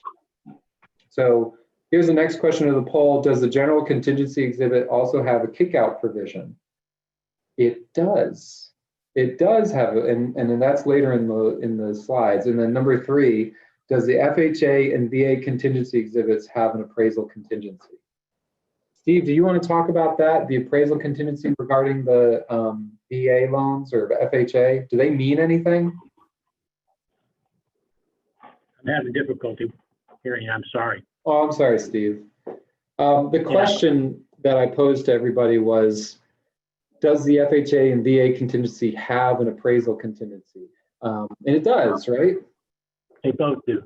They both do, but they're not created equal, right? If a VA loan, the appraisal comes in low after the appraisal contingency period, buyer can still terminate, get their earnest money back. Yes. It's a federal law. It protects those VA loans. It protects those FHA loans. So I think they've updated the form, Steve, where it doesn't even have a time period for the appraisal contingency. It just says there is one. Yes. So that's an interesting distinction. I'm going to close that poll and open poll number 3 and launch that now. Okay, so let me clear this out. So let's look back at the sale contingency. We talked about the other property. That's what we're referring to. If we look at B, this agreement is contingent upon the occurrence of the following on or before. And this part's a little different than what the form used to look like. You can select either or you can select both. So 1, buyer closing on the sale of the other property. See how they don't have to restate the address. They just call it other property. Or 2, buyer entering into a lease of the other property with a lease term of at least 12 months or 6 months or 18 months, whatever it is. And so depending on what the conversation is between the buyer and seller and what the situation with the other property is, you might select both of those. You might only select one of them. C, in the event that the contingency period, which is they're referring to this contingency, ends without any contingency reference above being fulfilled, such as the closing of the other property not happening, this agreement shall terminate. That means it's automatic. So if the closing doesn't happen on or before the date that you listed, the contract, the agreement automatically terminates. The contingency or contingencies referenced above may be waived by the buyer upon notice to seller, provided that such notice is given prior to the end of the contingency. So my suggestions, this is how I go about it. Steve, feel free to change it. We're filling out this form, 123 Main Street. And then you put in here what actions they're taking, listing on FMLS. And then here, you can put a date. You could say April 1st, June 1st, July 1st, whatever date, but I prefer to put closing date of agreement. So we're saying, hey, if it doesn't happen before the closing date of this agreement, our purchase and sale agreement, then buyer or this contract shall terminate. So usually we're doing it back to back, or it's really, really close. It doesn't, and if there are extensions and delays, you don't want to have to extend this as well. So I just think you put closing date, we'll say sale right there. And so in the event that the contingency period ends, which would be on the closing date, without that sale actually happening, our contract is terminated and the earnest money gets returned to the buyer. Now that's pretty bad deal for a seller. They said, now we've been off the market for 45, 60 days, interest rates have gone up, I've turned down other offers. This stinks. So what I would think about again is that option money. Hey, I'll take the house off the market for a month or two and we'll do a sale contingency, but I want something that's non-refundable. You need to sweeten the pot and make something non-refundable, option money, which is what Steve and I talked about early on in the first section of this class. Let's see, we'll keep going. If this form is not included, be sure to confirm in writing that the buyer would still qualify for the purchase of their new home if they did not sell the current home or did not lease the current home. So that you've seen all of this, where you feel obligated to remove the sale contingency. And that's great, but that buyer needs to be educated about what that means, and so does the seller. We need to understand exactly what would happen if we don't put a sale contingency and yet that deal doesn't close. Is the buyer still qualified? Will the buyer still do it? That definitely could be different answers, because you don't want to, take the best offer, but it not actually be a valid offer because the lender's not going to be able to close without it. If the lender's saying they need to sell the other house, do not accept, anything else. Don't accept anything else. Oftentimes buyers are deciding not to include this form to be more competitive, which is dangerous. I think if you need it, it needs to be in there. Does that sound right, Steve? Do you have any other? No, sorry. Kick-out provision is the second part. This is the part that they cleaned up a lot on this form. So previously, it was just confusing as to, what you select in the event that you get another offer. And I think this does a pretty good job. So option one is there a kick-out provision permitted, which is, can I continue to accept offers as the seller? And so this agreement is subject to a kick-out clause in the event seller receives a bona fide offer to purchase the property that seller would like to accept. The seller shall give notice of the offer to buyer. Buyer shall then have blank hours, which may be 72 hours, 48 hours. I would say it's probably at least 2 days, maybe 3. You can do less, you certainly could. After receiving the notice, to deposit withholder additional earnest money, which can be 0, you don't have to do additional earnest money, and deliver to seller an amendment in which the buyer agrees to remove from the agreement the contingencies and/or due diligence period provisions in this agreement to the extent checked below. So there are 2 things happening, 3 things. The seller's got the house on the market, right? And they get another offer, a bona fide offer. Steve, what would constitute a bona fide offer? One where they have a contract and they can provide proof of the contract. Yeah, and maybe not a family member.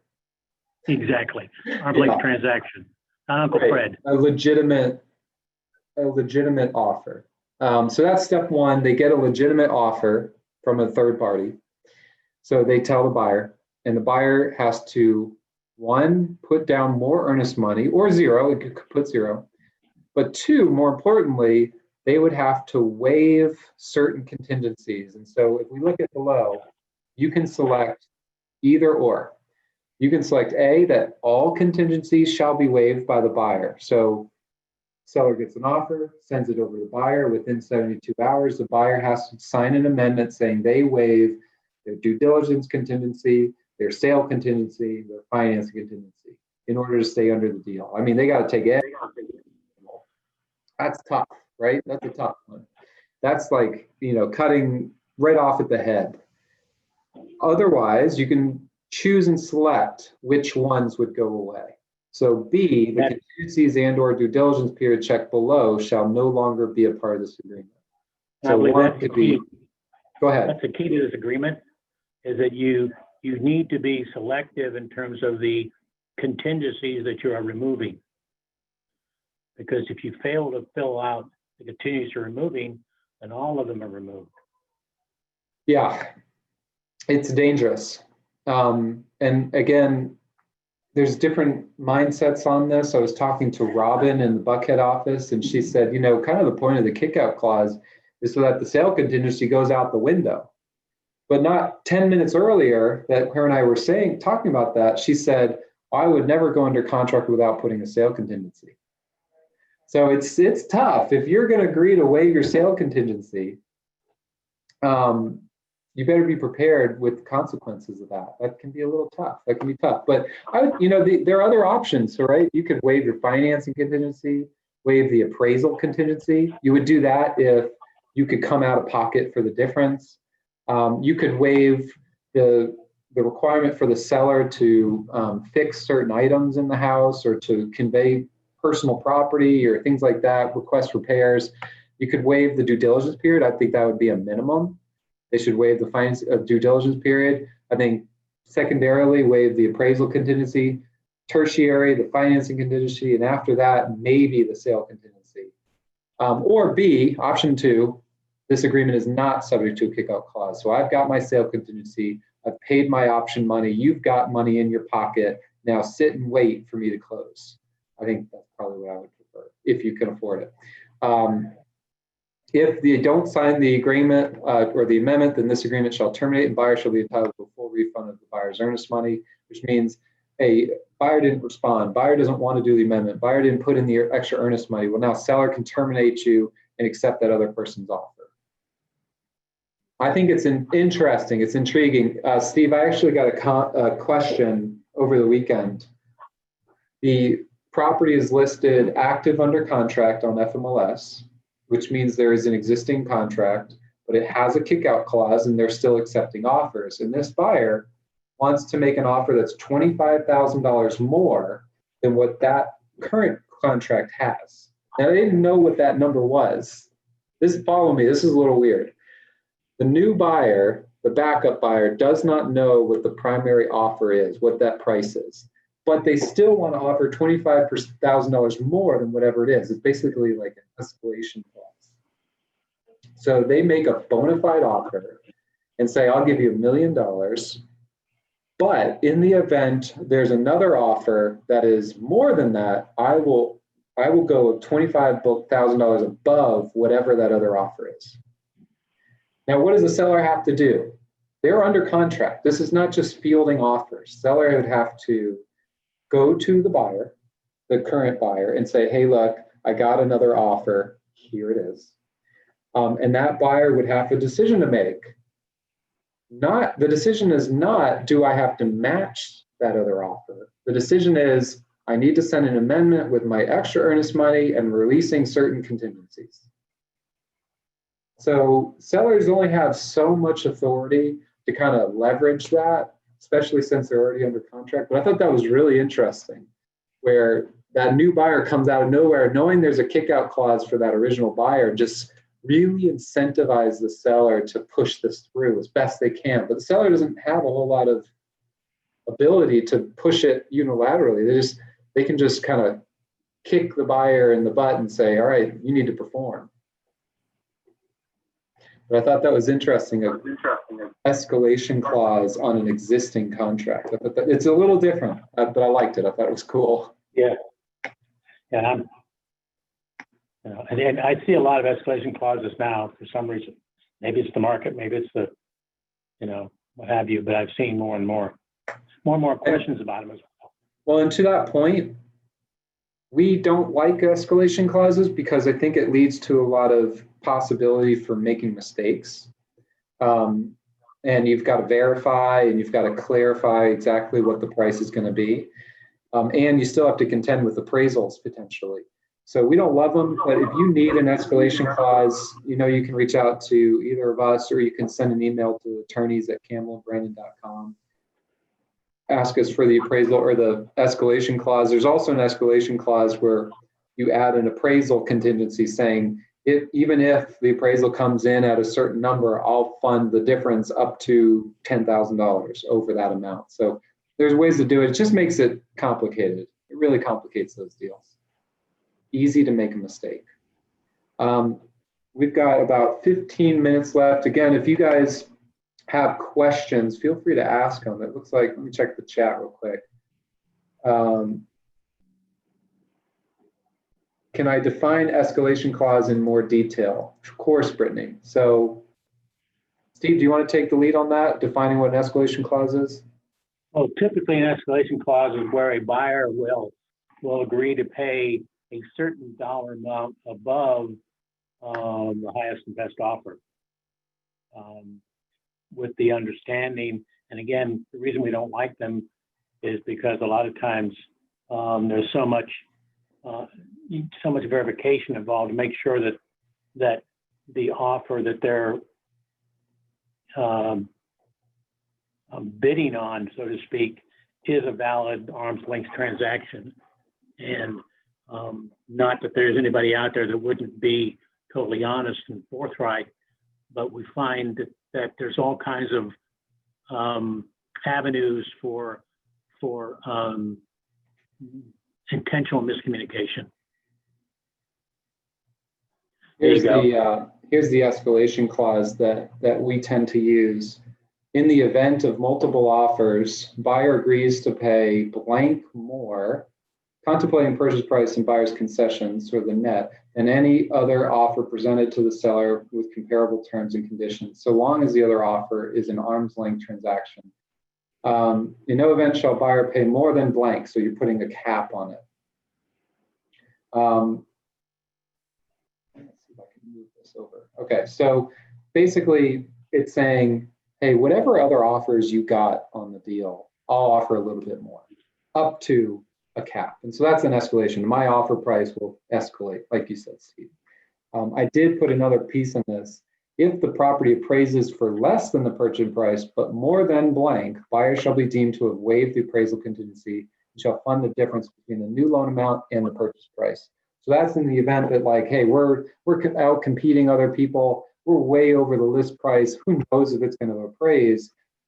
I'll waive my appraisal contingency up to $550. So if it's a $500,000 deal, and I'll waive it up to $550 as long as it appraises the gap or whatever it is. I'm not thinking about that clearly, but basically saying I'll fund the difference of the 50 grand if it doesn't close that gap. Now, if the appraisal comes in at more than 50, I'm not waiving that appraisal.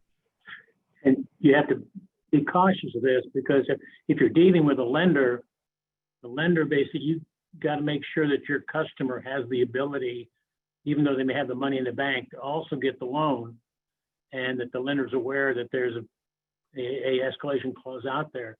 You need to work hand in hand with your lender to make sure that your buyer has the ability, should this escalation clause be used, to actually physically close on a transaction, put that additional money down. Where's that money coming from? All that money has to be verified. So that needs to be, that's another reason why we tend to be very cautious about using them. And again, falls back on user service providers, because one, they're more interested in making sure from the very beginning that your client's taken care of. Yeah, don't skip steps. They'll ask all the right questions to start with. Don't skip steps, that's the key. So the next form on here is the backup agreement. This is not terribly complicated, but there was a question. I had an agent who regularly would accept multiple backup offers, multiple. So they'd have their primary, and then they'd have 3 or 4 backups. And they'd use the same form on each. That was tricky. And let's figure out why. So buyer and seller acknowledge that this agreement is backup or secondary agreement to the primary, which may be amended from time to time with the binding agreement date of blank for the purchase price of blank. And that backup buyer has no right to purchase the property unless the primary agreement is terminated. So that's the key of this. Upon closing of the sale of the primary agreement, this agreement shall terminate. 3, buyer agrees that any amendments to the primary agreement shall not alter the priority of the secondary as a backup. You only go from backup to primary if the first deal, the primary deal, terminates. Now, the last part, buyer acknowledges that buyer shall have no right to examine or be advised of the terms of the primary agreement or any amendment thereof, because they're backup. They're not really in the front seat there. Now, here's the trick. Remember, earnest money is due upon going binding in backup position. All the other time periods are told until you become primary, except for the earnest money. So once you go under contract, even if it's a backup, you have to pay the earnest money, unless you did a special stip or something. Sometimes we're asked if the first contract can be amended. The answer would be yes. Primary contract can have amendments to price, closing costs, repairs, really anything, and the backup contract has no say in this. Backup agreement also has no right to any knowledge of changes or terms of the primary agreement. So when the primary agreement terminates, and this is where it gets complicated if you accept multiple backup offers, because a lot of this is automatic. So 5, it says, in the event the primary agreement is terminated, seller shall, which is an obligation, it's not a They don't have the option. This is an obligation. Seller shall deliver notice of the same to buyer.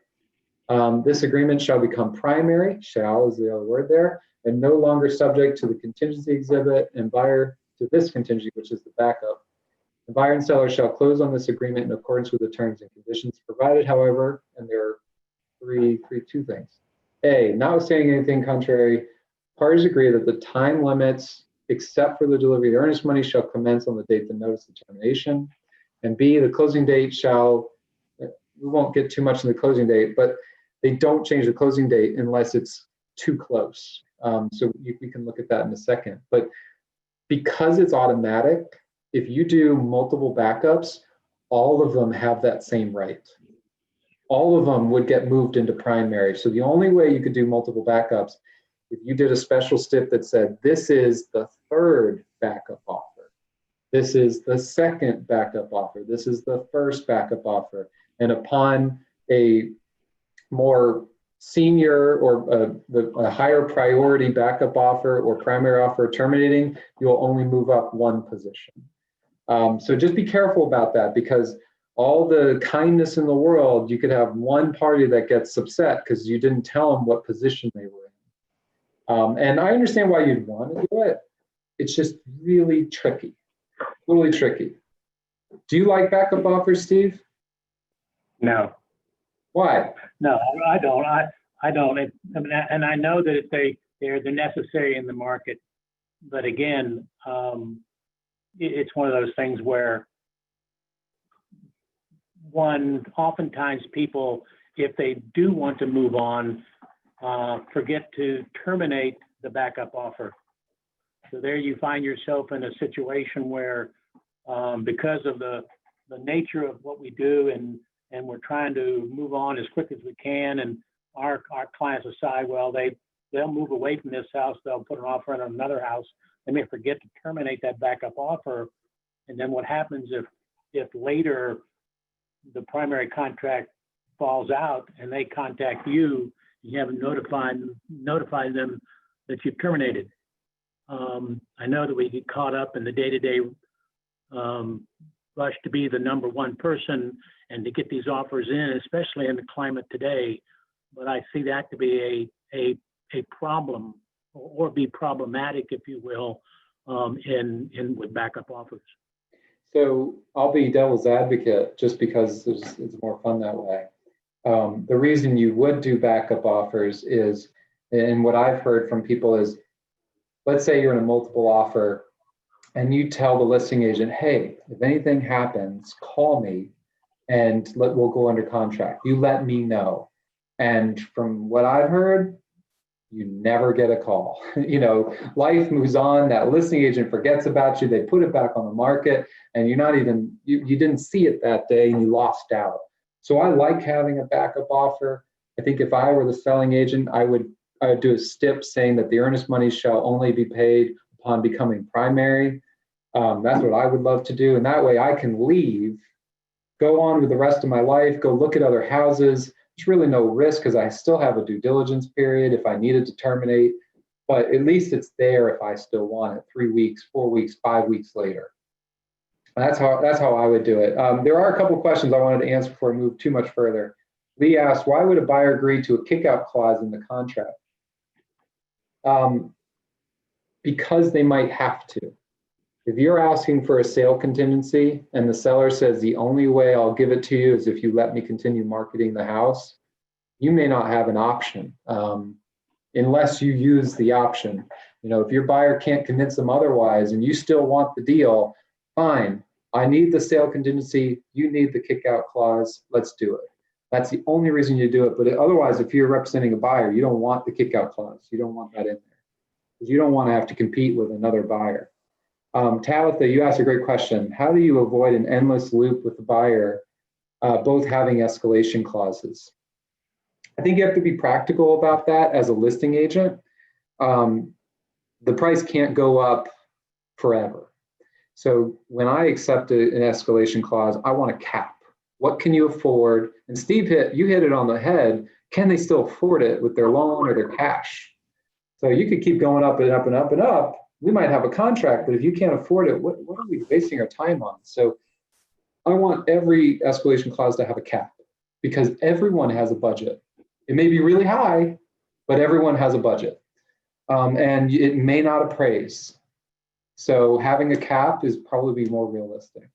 The other thing I usually suggest for escalation clauses is I call the broker of the listing agent to verify, was there a bona fide offer at least this amount? Because I don't really care. You know, anyone could lie to you, but usually the broker won't.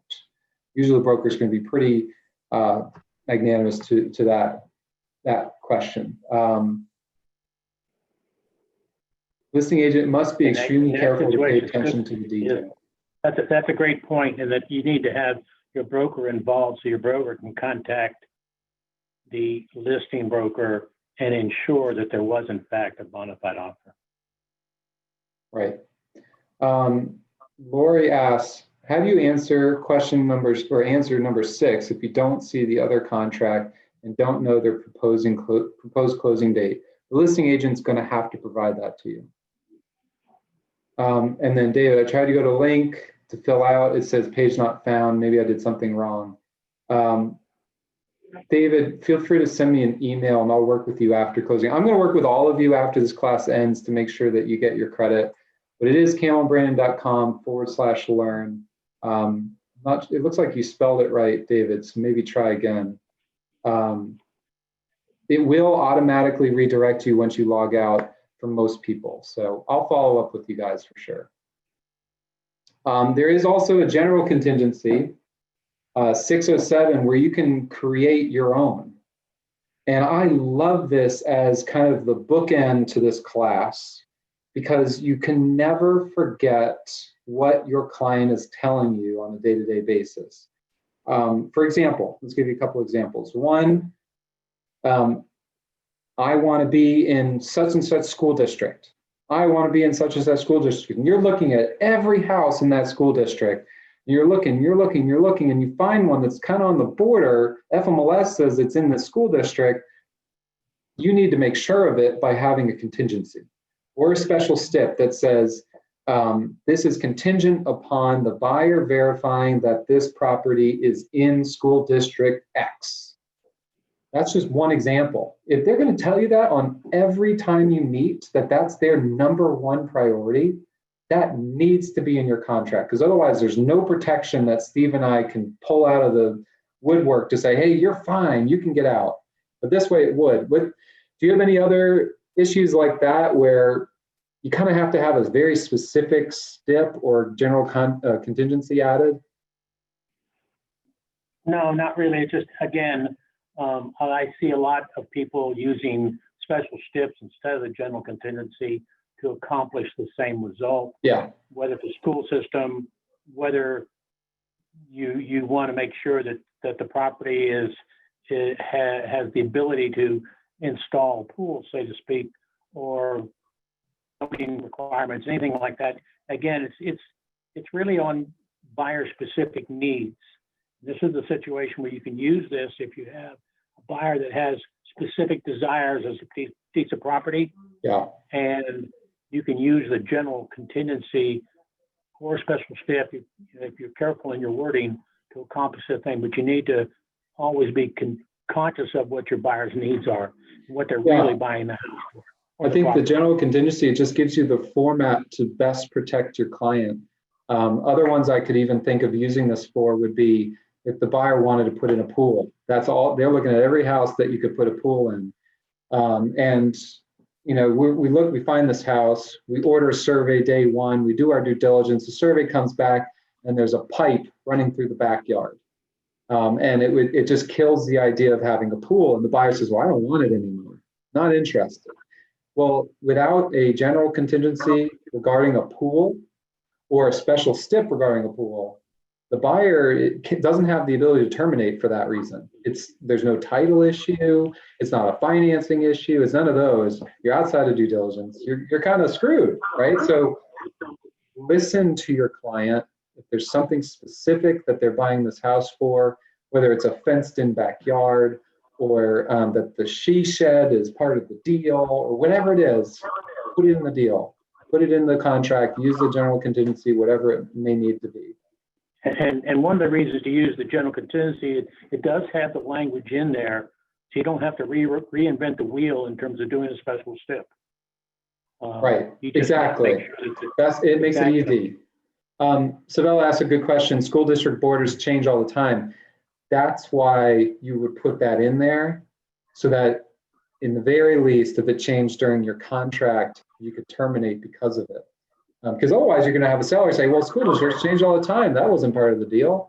But here are some other examples: zoning, school systems, walkthrough and new construction, assignability, flood zone verification. The possibilities are endless. It could be a fence thing. It could be a driveway thing. It could be, verifying that the HVAC works correctly. Whatever it is, you could do a contingency for it. It could be the tax exemption for property, for acreage property that you Acreage, get yeah. on your tax.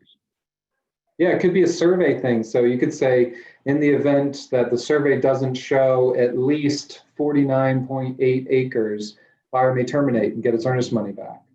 Here's another one. It says, should buyer obtain a recent survey of the property, buyer shall have the right to terminate the purchase and sale agreement without penalty and with full refund of all earnest money if in buyer's sole discretion any matters revealed are objectionable. Yikes. That's it. We're done. Steve, do you have anything? Oh, there is a question. Julian asks, what's the purpose of these $10 considerations? Every legal contract requires consideration to be binding.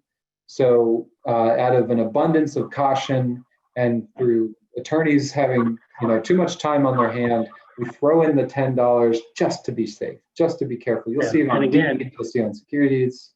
Go ahead, Steve. And again, you notice that throughout the legal forms, the contract forms, the amendments, what have you, we keep using that $10. And again, it harkens back to what I said earlier in terms of what's a contract. In order to have a contract, you really need, or an agreement between parties, you need one person to do one thing, but you also have to have an agreement and like-kind response to it. Whether you're, no matter what the response might be, both parties have to have skin in the game. They have to be, and that's just a recital, and it indicates that yes, both parties have an obligation here. And I think that's really what that's all about. Yep, absolutely. So class is officially over. It's 1:04. I want to take this time to thank you, Steve, for joining us. I loved having you. Thank you. We had, I think we had about 50 people join today, which is awesome. If we were all in person, it'd be a pretty big class. So I love that. I think that's very cool.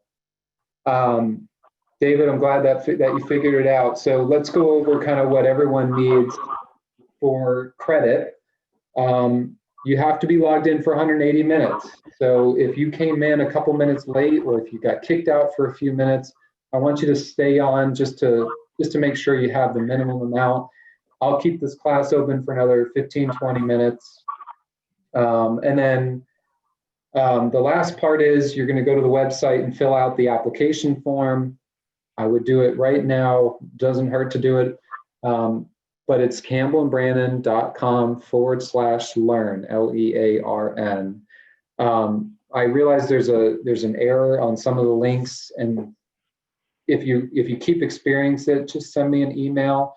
I'm going to reach out to all of you and tell you if I'm having any trouble as well getting your form.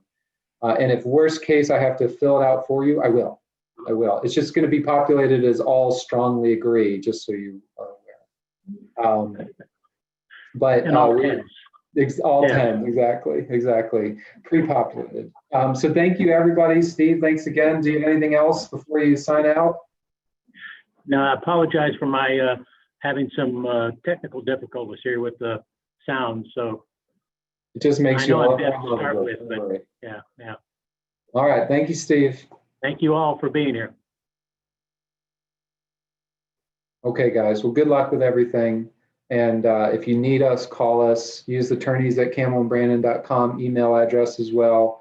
And I'll stay on. If you want to send me an email, I'll reach out to all of you as well, and we can go from there. But thanks again for joining us. And tell Terry how much you liked the class if you did. So thanks, guys.